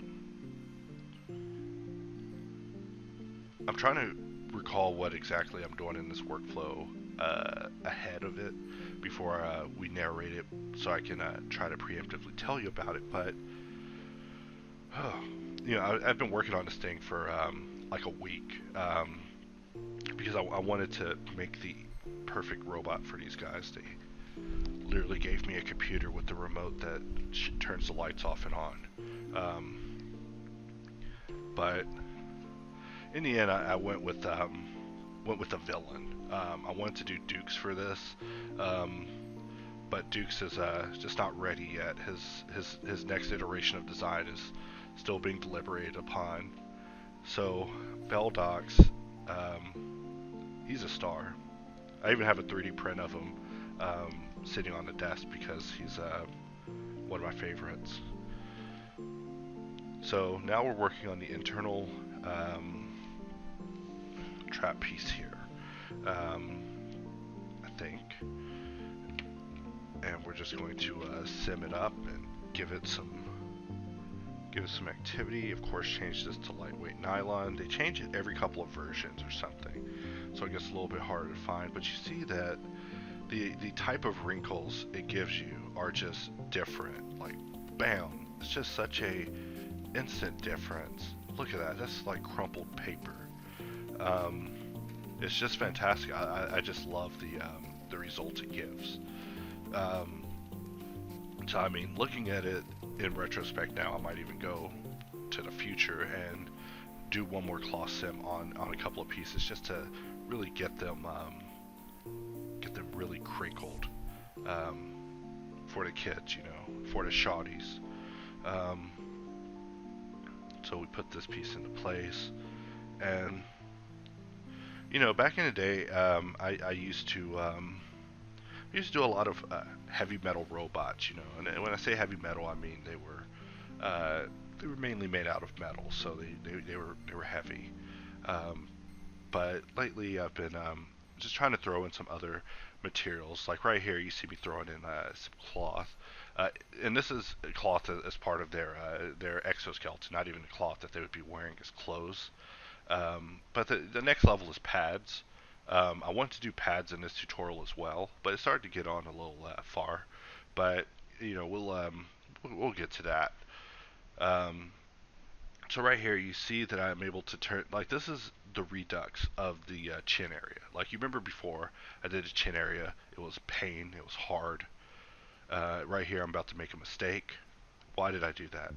But it's fine. So I added in there, and here I am trying to get it to fit on this mesh, and I'm using like the negative suck, where you put the pressure on negative to make it suck up to the surface, like as if your cloth is got some static cling kind of happening. And so you spend a bit of time, you know, finessing this into place, and it's always a gamble. You know, it's just one of those things. So I mean, I could use tack on avatar, which is what I use here. Tack on avatar is classic, not my favorite option, but still a useful one. I see MD added it to you know, make our lives easier because of some of the other problems that users were having. So I'll use that to get started, and then I will apply it or apply and remove it, and then from here start drawing my lines on here. So coming to you from the future, I can tell you that it works out after all, like Mary Tyler Moore. But at the time, yeah, this part was just a little bit of a nuisance. So I mean, using Marvelous Designer isn't always my favorite experience, but it is always a learning experience. So I get better at it every time I get in there. So I mean, I'm hoping that some of you guys are seeing this and y'all give it a try yourselves, because you can literally turn any surface into a cloth and then just freestyle drawing it and just turn it into something crazy. And I mean, I didn't even go as far as adding pockets and layering cloth on top of the cloth, because it just wasn't what I was going for in this particular design. But there's so much versatility that you can do with it. So we bring this piece in and we mirror it, but you see this piece here probably looks better than the first piece. So in a way, having it fell the way it did wasn't the worst thing. So we'll mirror that over using interactive mirror, my favorite tool. Thanks to hard work from AR. I remember at the time, he thought it was an impossibility. I was like, can't we make a mirror that's like dynamic, where you do what it does where you choose what it does before you do it? And here we are now. So if you're not using that tool, definitely get in there. It's my baby. So we're hitting the render, and it's looking pretty nice. Hour 40 minutes in here, and we want to go ahead and just split that piece off. That way, that time I did it just by beveling and just deleting what I got from the bevel. This piece right here, pulling it out isn't going to be very easy because of the geometry, but that's okay, because I'll fix that geometry's little red wagon, merge some things, push some things around, get some geometry talking to other geometry. You know how we do it. So just a little push, a little pull, a little merge, a little join.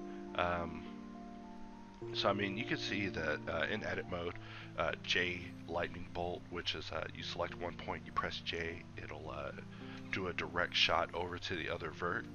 That is one of my favorite behaviors in Blender, maybe even 3D. It just comes so in handy. You know, I use the knife for a lot of things, but it's a very interesting interpretation of knife behavior for other uses. So after I get this area perfected, notice I'm using a little subdivision. So whenever it comes to curvature, subdivision will help you kind of anticipate what the final result smoothing is going to be as far as surfacing. So sometimes I don't always use it just for being some sort of dynamic smooth that's kept alive. I'll apply it, and I will go in and dissolve edges that I feel do not contribute to the overall model.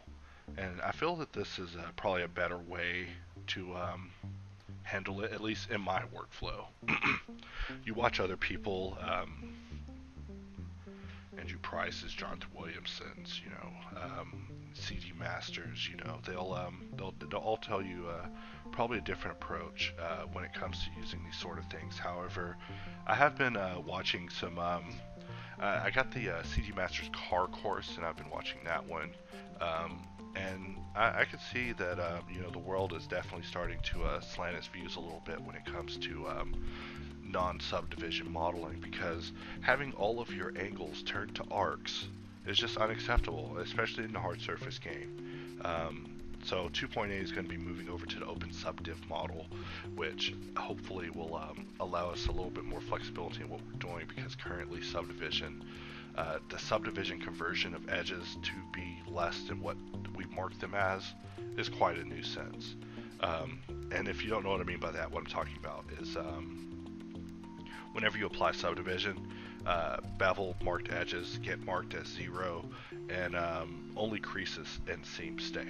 And if we could have all of the edges stay, it would just make our lives a little bit easier. It'd minimize on some key clicks.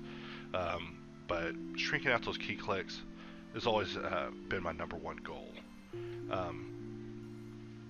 So right here, late in the game, still making changes. And that's what it's all about. I mean, that's kind of what Hard Ops is all about. But I mean, most of what you're seeing here isn't even so much Hard Ops. It is literally me just using Blender effectively, or as effectively as I can. Because, you know, there's nothing, as I've said many times, you know, there's nothing new that we're bringing to the table except for us attempting to just make your workflow easier. That's it. You know, we don't bring in a new Boolean modifier or a new bevel, because, you know, that's crazy. But what we do try to bring you is just a way to make it faster, speed, control, and tools to support you to make whatever choices you make, whether good or bad or terrible. But you can make them, and you can make them quickly, and you can unmake them, and you can even experiment with those choices that you make. Is at least the goal, you know. when it comes to this. And so, I mean, in a lot of my work, that's what I'm thinking about is how am I going to do this in a way that will allow me to not only make the choice, but also go back and modify the choice, to refine the choice, to perfect the choice. But I mean, everything you see me doing here, it's all choices. I mean, if I'm moving things to an extent and then I just stop short of greatness, it's because, you know, I've made the choice that maybe it just isn't necessary. So I mean, when it comes to 3D modeling, you're really picking your own battles. You're deciding, hey, am I going to spend all day trying to get this all quads? Is that my battle? Like, if it is, good luck. We have tools for that to help you with that particular pursuit. But you know, if you're doing this model for yourself, you're doing this model just for your show reel, you're doing this model just as a quickie, then you know maybe some of these things aren't necessary. Some of these things may be weighing you down. Sorry, had a speech impediment there. But yeah, I mean, I personally have become fascinated with the idea of modeling things just right enough to get what you want, and then just going completely askew with them. I love it.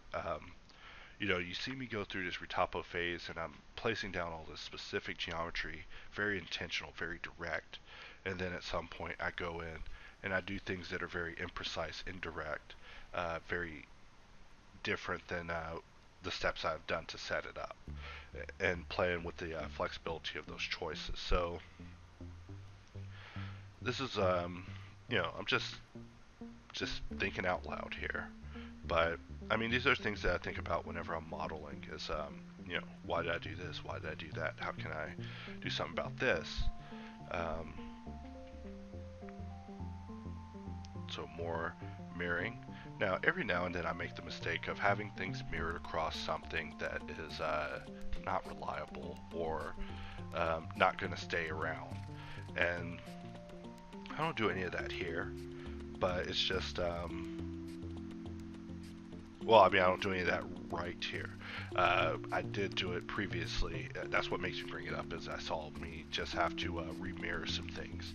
But that's something else that I've been thinking about as well, is having a system added to HardOps called mirror handoff, which would allow you to hand off your mirror objects from one object to another via the queue menu. But we have to think about how to make something like that organic and user-friendly. You know, if we just put it in as a random button, people will just assume it's a random button. You know, trying to make some of these newer features more intentional. So, getting off track on these mini tangents here. Trying to think of anything else I've been wanting to mention. I already told y'all that 2.8 support's coming. Please stop sending emails about it. It will be coming, and there's no additional charge. As part of the you know, HardOps is going to keep going until HardOps is no longer going. And so, you know, definitely value you, the customers. Don't want to make any of you upset, and also want to continue to make you glad that you purchased my product and took some faith in modeling with me. It really does mean a lot. You know, some of the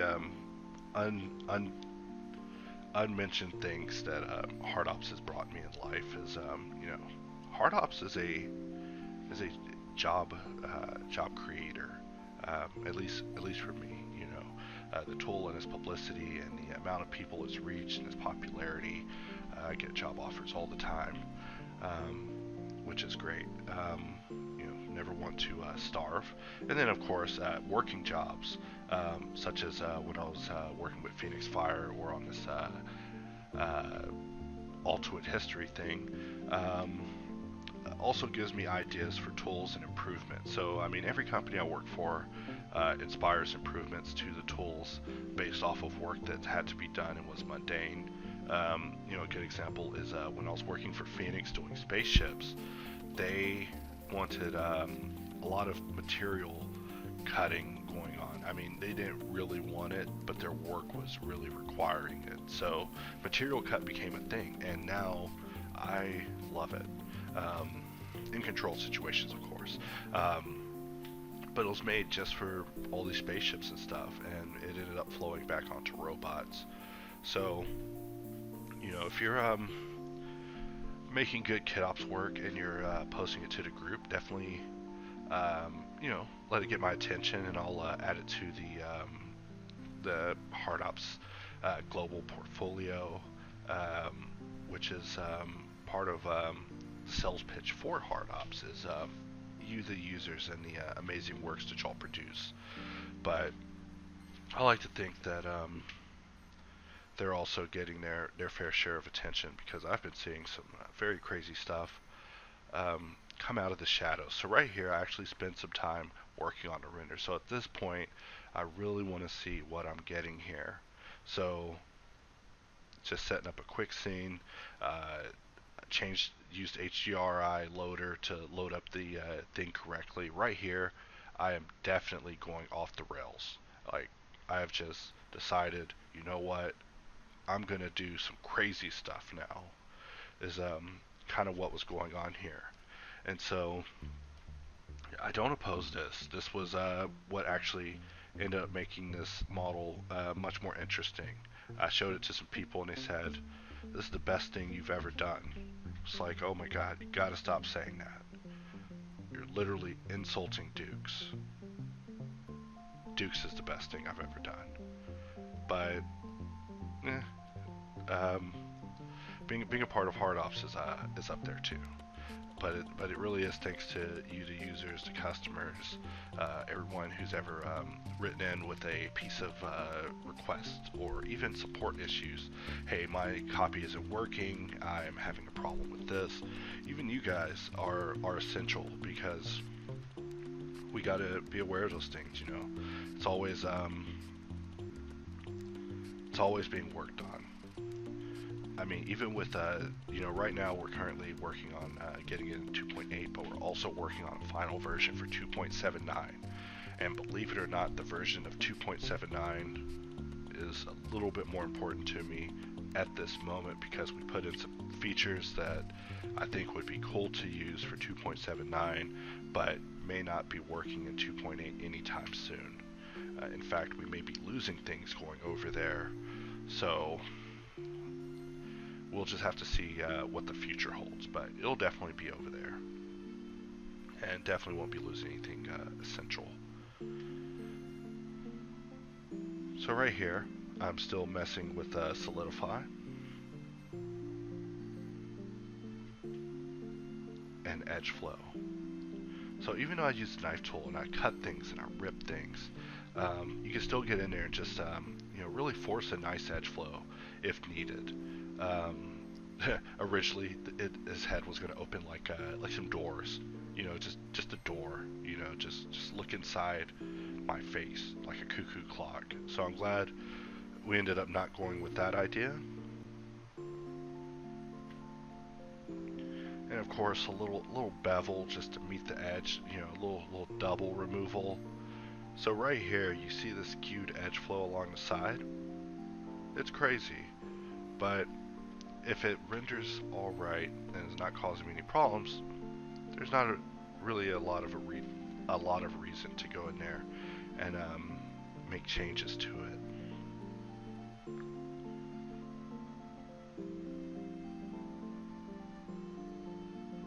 Another thing, you know, I've been wanting to do is I want to do some 2.8 streams, like live streams of getting used to 2.8. I've been getting real used to 2.8. You know, I think at the beginning I was not. I was more worried about how I was going to basically be a noob again. But it looks like that learning curve is already done, and I'm back in business. And now we're already looking at what we can improve to make our user experience more congruent, you know, because the Alt V viewport submenu, that thing was great in 2.79, but in 2.8, because of EV and the different viewports and look dev and all that, we're going to have to reapproach it and make it more cool. Not to mention, the render sets have always needed a bit of improvement to be more applicable to users. So we have some big things coming for 2.8, but 2.7 still isn't done yet. And so, you know, when you hear me saying box cutters in 2.8, then I'll really be out of 2.79. But until the drawing is there, can't leave anywhere without my little box cutter. Even though you haven't been seeing me use any of it in this video, you know, whenever it comes to hard systematic stuff, that's hard hops. Like, box cutter is just a cutter. Box cutter's goal is to just snip, cut, just like that. Just a little cut, just right when you need it.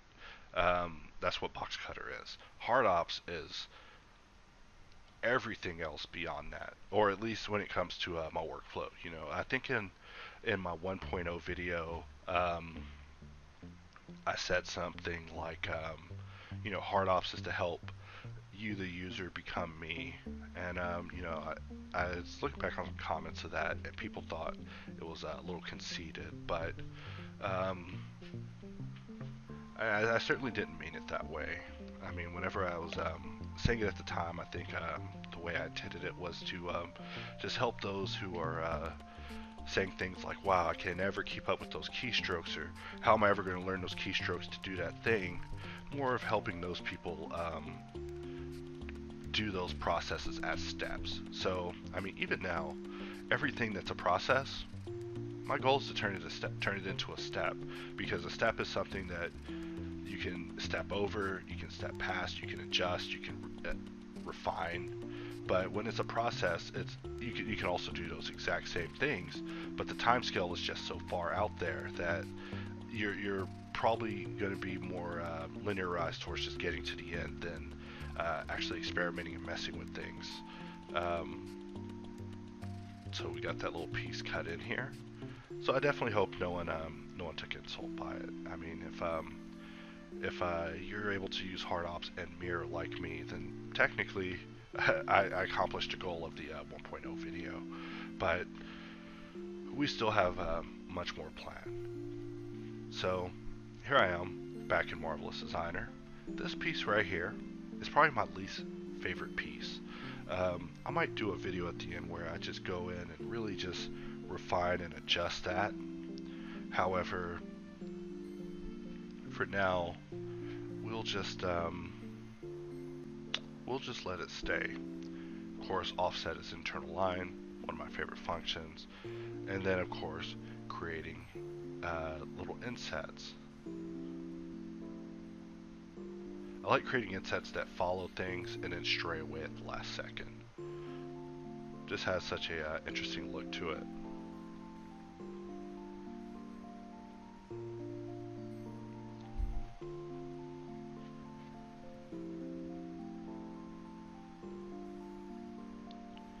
And my favorite part is when I crank all these digits, put everything in just right, hit spacebar, and then the cloth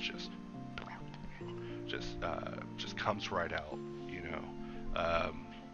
Just a little cascade of detail.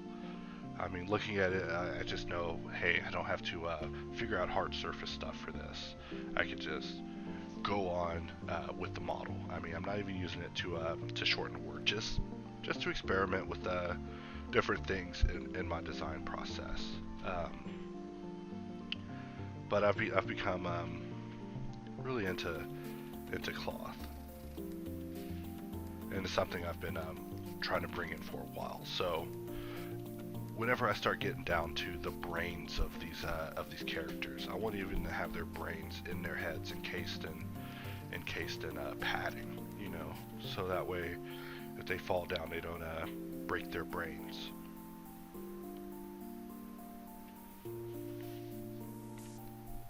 So we bring in our final cloth piece, looking alright.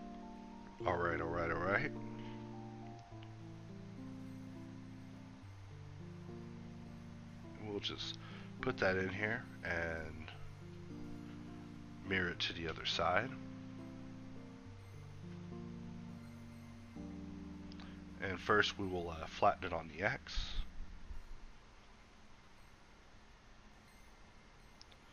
And then we'll make the rest of the cloth fit that narrative.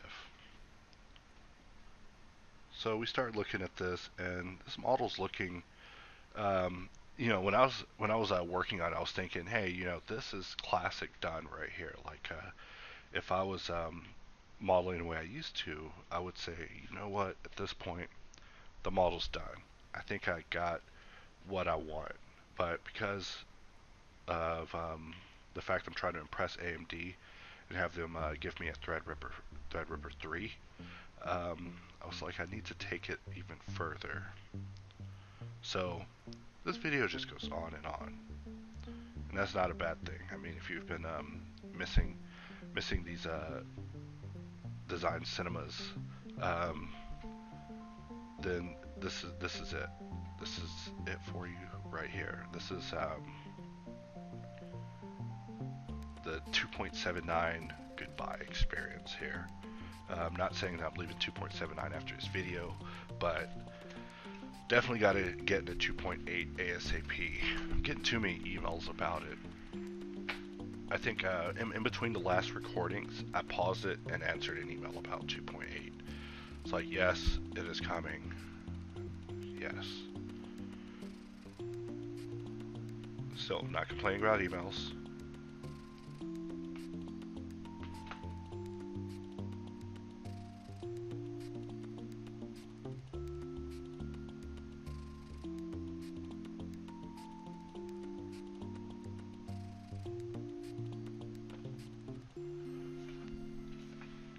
Alright, so back in the game, sorry.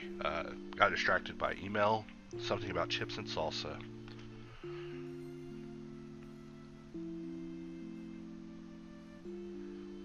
So another thing I always do during the refinement stage is sometimes I'll just cut an area and just kind of slide it in, which is what I did with the second part there. So right here, I'm just perfecting my render setup. So I bring in the ground plane. This particular insert is a ground plane with a radial, and I see that I put area lights in it. That's freaking awesome. So all I have to do is just take the camera, parent it to the curve, and now this will rotate around the model. And so that's the goal, is to just have a quick turntable.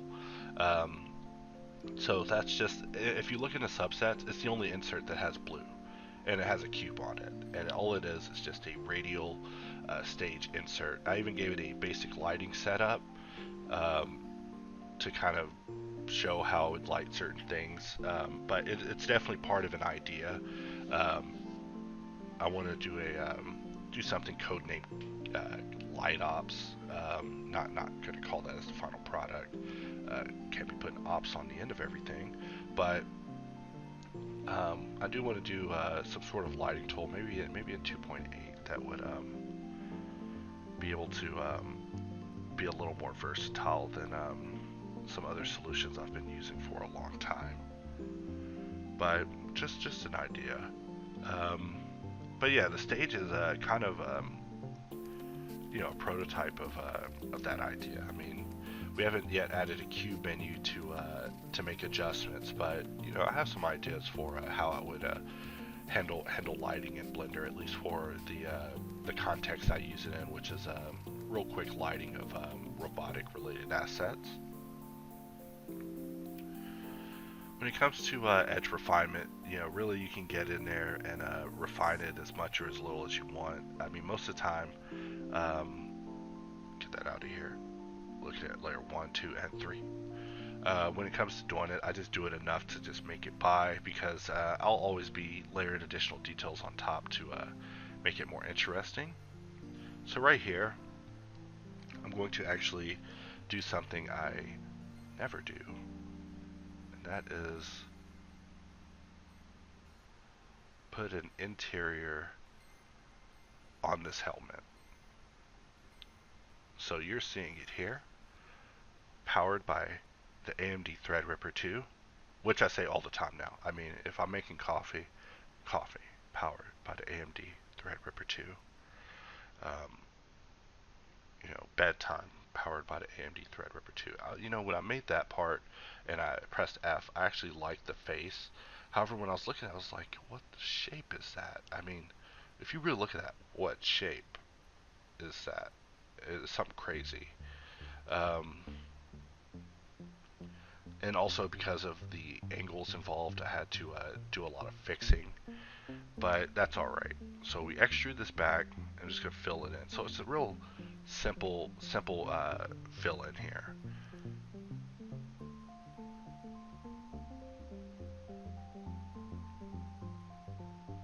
And let's see what we got. And bam, just a hollow mask. So what goes inside? Now for this particular cube, you may not have noticed, but I used a new feature in HardOps called Sphere Cast. All you do is just take a cube under Operations Sphere Cast, and it will just turn a cube into a sphere. It'll turn any shape into a sphere if it has enough geometry, but it comes in handy for when I was making eyes for Alamo characters. I didn't want to put UV spheres in there because they have weird shading in Unity, so giving them cube sphere eyes actually looked a little bit better. So this piece, now you see me using box cutter. When it comes to box cutter time, it's serious. Because you just draw a box and the cut just happens. It's great. Box cutter's one of my favorites. Like I said, I can't leave 2.79 without it. Like once we get this ported over to box cutter, it'll be parade worthy. So we'll just place that in here. Another thing we'll do is we'll just take these edges, bring them out, and we're just going to join together and take these off. And so the goal is to combine all these circles into some sort of shape that's usable. And then we'll just kind of turn that into a rim for this eye area.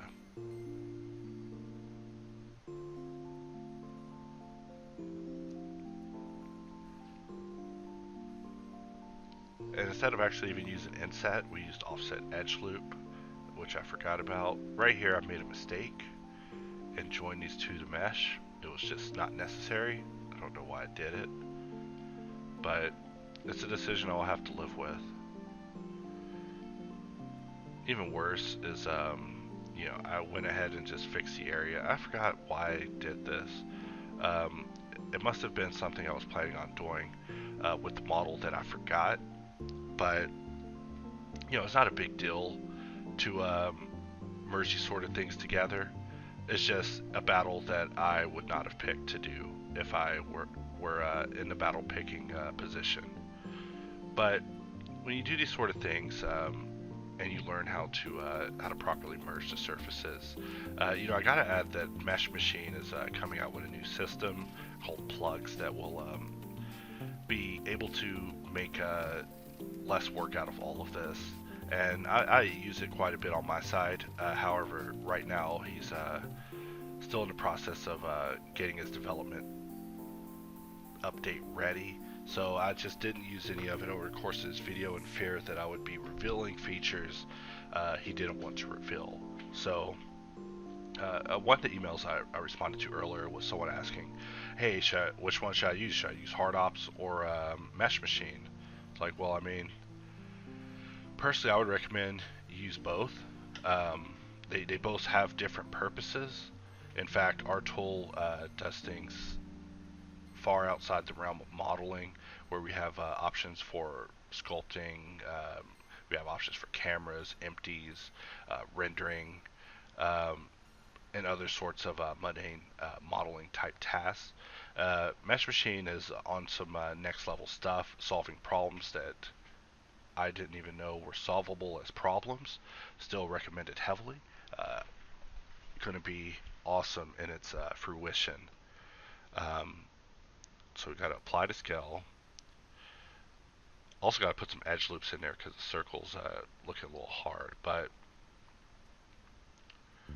we're almost there. We're almost to the conclusion of this first section here. We're just gonna put some hoses in the face. I tried to work with Proxy on making some riggable hoses for the usage of this, so you'll see those hoses come up. However, in the end, it became a little bit more of a nuisance. But riggable hose workflows is something that I'm very interested in and wanting to automate because it's just one of those things that could be easier in Blender than it already is. That's how these discussions start. It's like we could make that easier as well. This process doesn't have to be hard. Doesn't have to be the worst process ever. Doesn't have to be a process that you don't want to do because it's just so much work.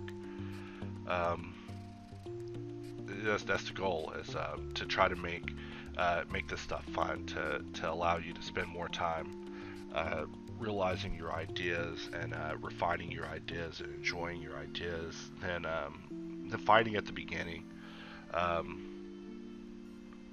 My goal with the cube is to get that thing away from a cube as far as possible. It just takes one cut, to make a cube into something else. Just one cut. Sometimes I like to leave it as a cube, work within the constraints of a cube to see how far I can go. So this idea right here of me adding this brain on the inside was kind of a little bit of a afterthought, and so as I'm working on it, the thought becomes more realized. But this was, I drew a picture of it earlier to kind of show you guys what I was thinking of. But yeah, all this right here, I was kind of just thinking out loud, just flying off the cuff. So there's no concrete concept for it. I just had a series of ideas and desires. The idea was to make a robot powered by the AMD Threadripper 2. Also make it impressive, to have a nice render with some rich contrast in the shadows and the cloth, which I think I was able to get here. This part right here is one of my favorite areas, but not that part. We'll just lower the B weight there.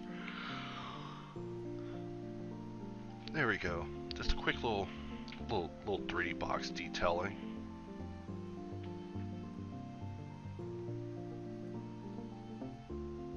And it's definitely getting that look that I want, where I feel like I can picture this robot in a conversation. I mean, not a good conversation, let me tell you, but conversation nonetheless. If someone was talking to this guy, I could imagine what he would be saying. He'd be saying something like, "Bring me the boy." But continuing on. So, bringing in another piece and just modeling real fast a robot samurai mask just in the front. I thought it would be cool. It's just one of those thoughts that came up randomly over the course of making it, and here I am trying to fit that in here organically.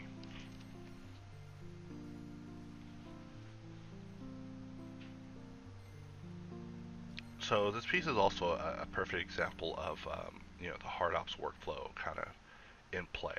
Is you just make shapes, mark shapes, and splitting things.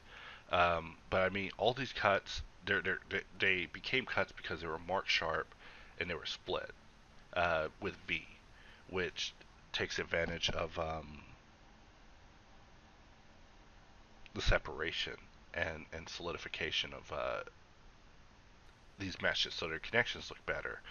So that part right there was definitely an afterthought, but was also a very good idea, because I mean, for a moment I was looking at this, I wasn't paying full attention that the front piece was mainly ripped off and missing because it's on another layer with the front mask.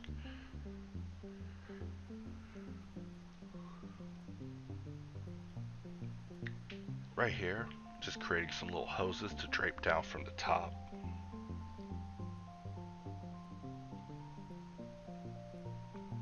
It just seemed like a good idea. Now, an interesting thing about dynamic mirror is we haven't yet made it support curves, so you can't like take a curve, mirror it across a mesh, but we should. I'm pretty sure it's easier said than done, which is why it hasn't been done, but you know, I'll check into that. Right here, there's a mistake, but we can dissolve our way to success.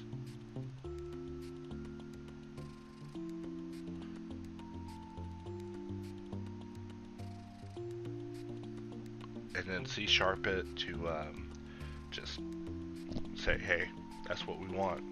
More of these little dripping hoses. It's just like a little random idea over the course of making this, but it ended up looking pretty good for adding something visual inside the head. But at this point, I was pretty sure, hey, this robot is going to turn out all right. You know, sometimes I start working on this stuff and I'm just not aware if the robot's going to be great, which is why I kind of handle it so procedurally. You don't know if it's going to be a successful model until you post it and everybody says anything. So I mean, I might post this and people say, you know, this thing sucks, you're terrible, KYS, you know.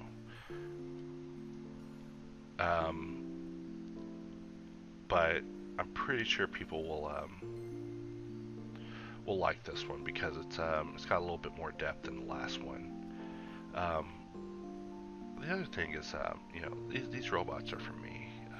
The only person who really knows what they're for is myself. And right now they're just tests until software is quick enough to real-time render it and allow me to use. I don't even want to get into it. It'd be crazy, you know. We'd have to use like mesh deform would need some improvements in order to accurately rig this guy properly. And you know, mesh deform is SOB. Yeah, you hit bind, you might be waiting there like 10 minutes with something this dense. And if you save your file, the file size is going to inflate by like 8 times. So it would be its own thing.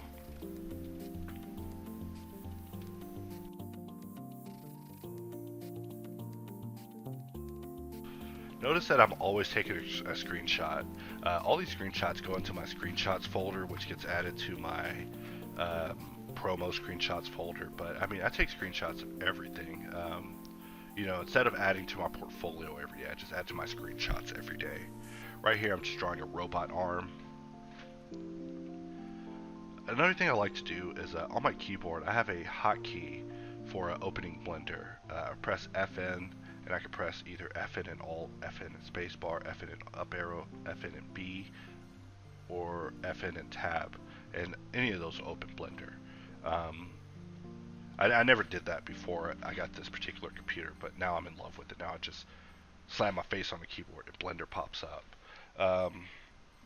But the reason I bring that up is, you know, if you're using a Razer keyboard or some sort of fancy pants mechanical keyboard, you know, maybe set that thing up to pop open some 3D programs. I mean, I got it where if I press FN and M, it opens up Moi, FN and F, Fusion 360, FN and Z, Zbrush, FN and up arrow 2.8, FN and down arrow 2.79.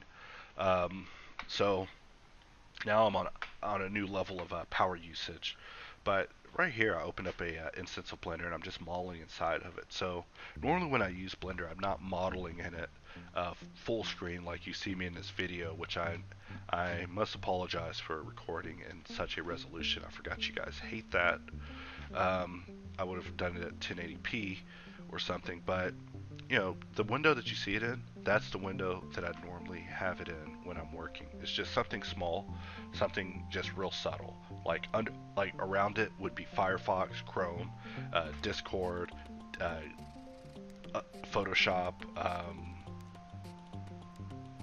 GitHub. I can't believe I forgot the name for a moment. But I would have all these other programs up, and would just be working on this inside a little app. I would just make it, save it, copy it, paste it, close it. Just be done. So I just wanted to show how even while I'm rendering in the other window, which is definitely choking out the computer, it isn't choking it out that bad because I'm still able to get in here and model with hard ops and box cutter. I mean, I personally found it really impressive. So, I mean, I don't have any benchmarks for you. You know, someone was asking me about that on Twitter. I mean, I've never benchmarked a computer ever. I've just took them out the box and used them until they died. But, I mean, as far as my personal usage of this computer, I mean, there's definitely noticeable performance increases throughout everything, because I mean, I used to see hourglasses just a little bit more often, and I now see them a little bit less. I mean, every time you see me press Alt Tab, you can see I have like 10 windows underneath it, and each window's taking up more RAM than the last. But thankfully, they gave me so much RAM. The computer was built by Maingear. I don't know if I mentioned that. Very nice computer. It's the Maingear Fury. Right here, I'm going to turn that into a hose from a different area code, though. There we go. And we're just creating just some little hooks, you know. But I mean, whenever I get into the going of a model, something like this would be a model. But because a more important, more prestigious, larger model's underneath, this is just a prop, just a support item for the first model that we're even talking about. So instead of this being, hey, today we're doing a tutorial about making a robotic metal hand, instead it's, hey, we're doing this robot Threadox, and one of the pieces happens to be this crazy little metal hand that comes out of its face. You know, I had an idea a long time ago for a robot I wanted to do that had a gun face. I might do that one next, just my gun face robot idea, because we were talking about it as a joke, and it's still drifting around in my mind. Right here, I'm going to turn this area into a plating cut. So that involves me beveling it, deleting it, beveling it, solidifying it, cutting it in, and then deleting it and getting out of there before anyone notices anything.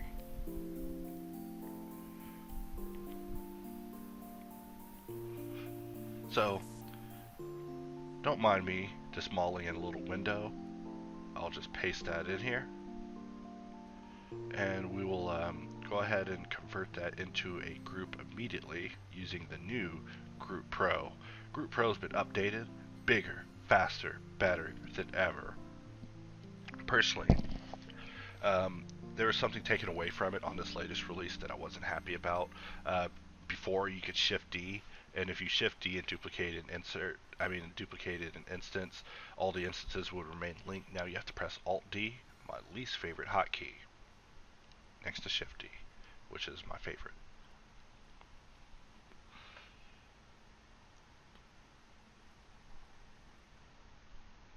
And yeah, we're just setting this up just for the whip. At the end, we do something a little more interesting with it, but yeah, this is just for the whip.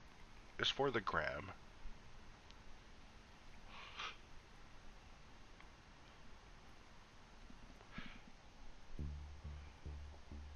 But the idea of Threadox was he would be a computer that grabs you and just reaches out to you. But as we get farther along, I'm pleased with this again. I mean, when I started off doing this narration, it's like, I have to go back to the cube on this model and talk about it from a cube. But now we're cooking. Now our model has come together and is looking good. And that is the goal: to have a good-looking model.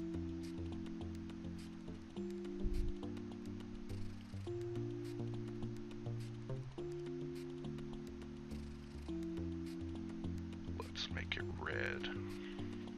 Red's my color. So, you should have seen it coming.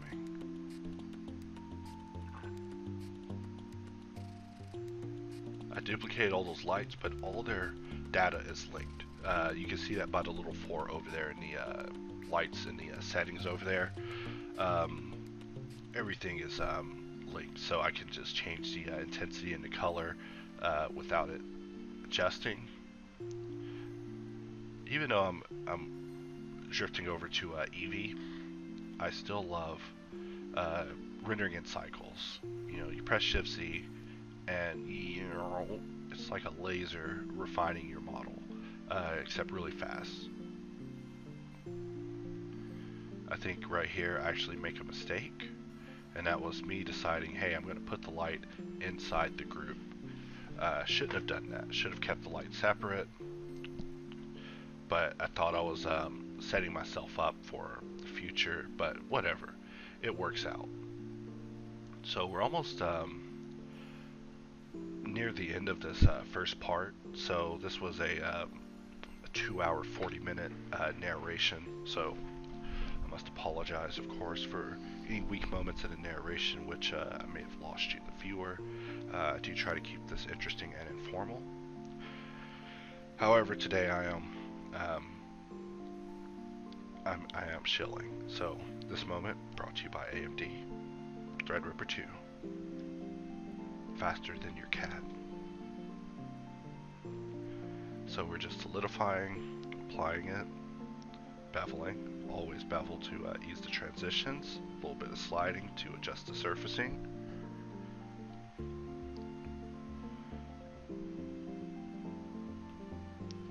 So bringing both of those pieces in to just kind of flatten it. So I want it to be a broke, a flat, a broke, a flat. As far as the shapes going down it, instead of having every shape split in the middle, have some shapes be continuous, have some shapes be split. I figured it would give us a better look visually.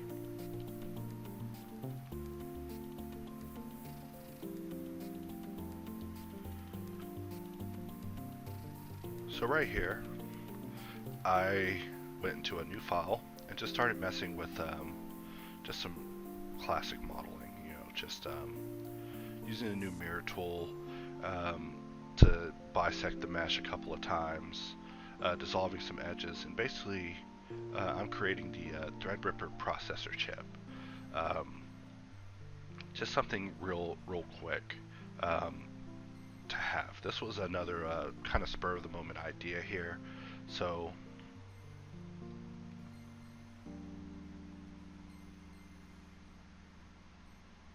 on the other screen I have a processor that I'm looking at, and you know, in the computer that they gave me, whenever I went to their head offices, I asked them if I could have one of the boxes that the processor came in, because I wanted to use the design language of the box to make the character, so that basically he would have the same form language as AMD. But since they didn't give me the box, I will take it in a different direction. So I think I actually put the pins in the bottom of this, which were unnecessary, by the way. You want to make a processor, put all these pins in it. Good. You just added a bajillion polygons, bro. But still, I put them in here, and I tile them. cooooress has received some improvements where now cooooress supports constant offset. It also supports multiple objects, so you can use multiple objects with offset and then apply to scale, and everything will array together. So you can array sets of things now. So more on that later. Yeah, so I put the pins in here. The pins were not really the best idea.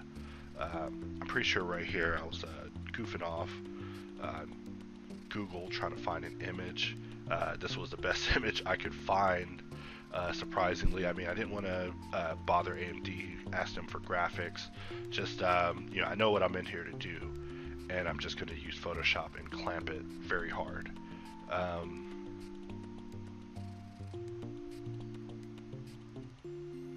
In fact, I just realized that you know, looking at the picture, I actually gave it the wrong processor.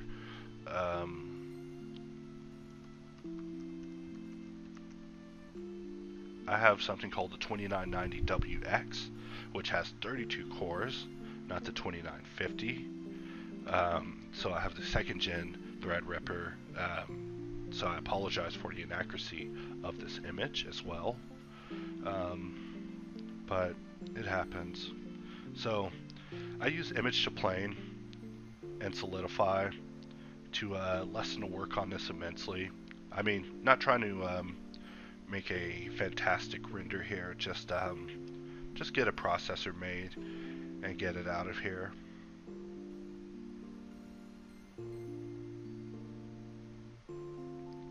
Takes me a moment to realize that the text is white.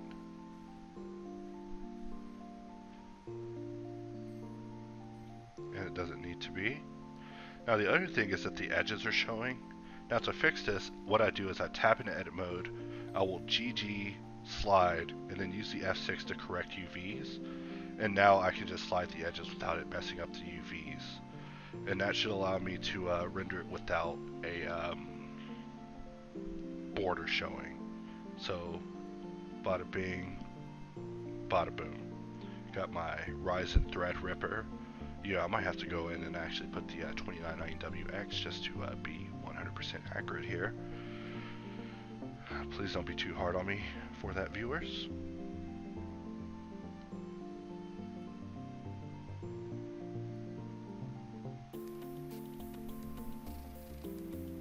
Now let's see that render. We put a little aluminium on it. And maybe adjust the scale. The scale of the aluminum has always been a little too hard. And then we'll give a green shade to this area here on the side. Now right there you saw me actually roll a loop in that allows me to kind of paint it up top. On the corners it was gold, but you know, for the sake of time I'm not going to even bother. Maybe bring the processor in, get rid of the pins because the pins were a bad idea.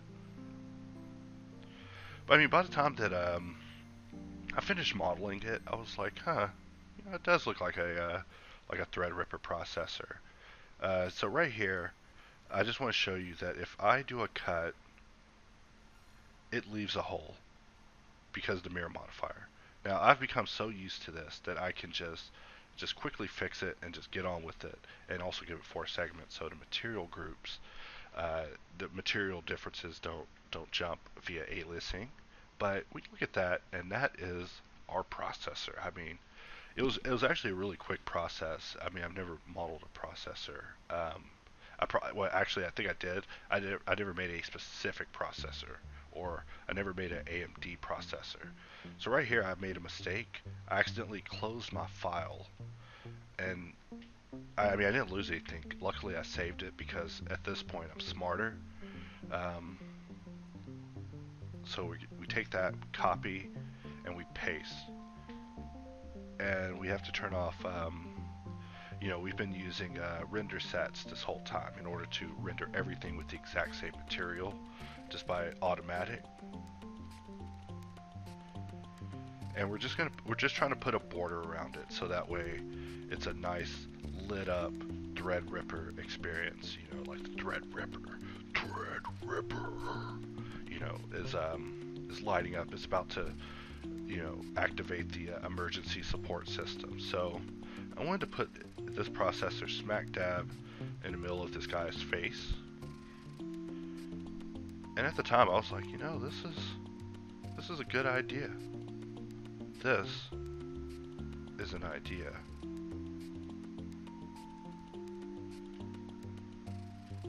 And it's going to take a little bit of finessing, but we're going to get it in there.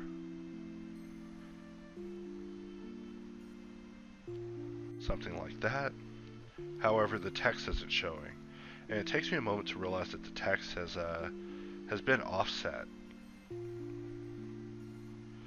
somehow. And I want to make the processor bigger than life. Of course, fill in these faces. Another mirroring while cutting situation gone wrong. Just like that. That's how it happens.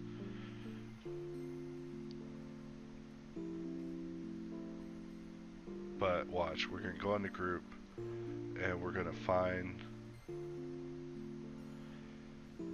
and see right here a couple of things kind of went odd and I don't know what happened. Like prior to this video I was using a older version of Group Pro, and when I moved to this one some things were different, and so I even put a light over the Threadripper portion because I was like, why isn't the Threadripper showing? But the light was too powerful, beaming all up in its face, just too much. And also I noticed, hey, this thing isn't showing the Threadripper anymore, so we get that back out there. Now we're cooking. And so right here, guys, is the 5-minute warning. So this video will be ending here shortly.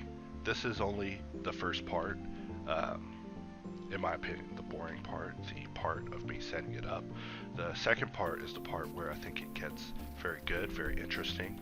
I do hope everyone enjoyed watching this. I also must add that the intro at the beginning was made by NickShoIto, in a collaboration between me and him both. I supplied him the drone, but he always does good work on making intros. So hopefully at the end of this we're able to make one more cool one out of Threadox himself here. So with that is you know, video 1 in the process of how I put this together. In video 2 I'll be setting up some animation for the mask and adding additional details as well as coloring it, so stay tuned.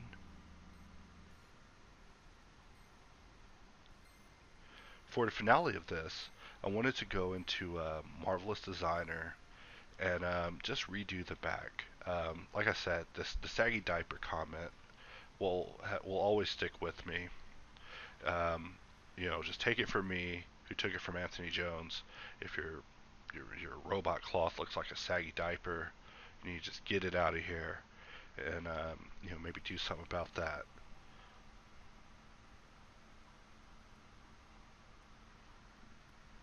But notice that this time when I went in Marvelous, I got the cloth immediately.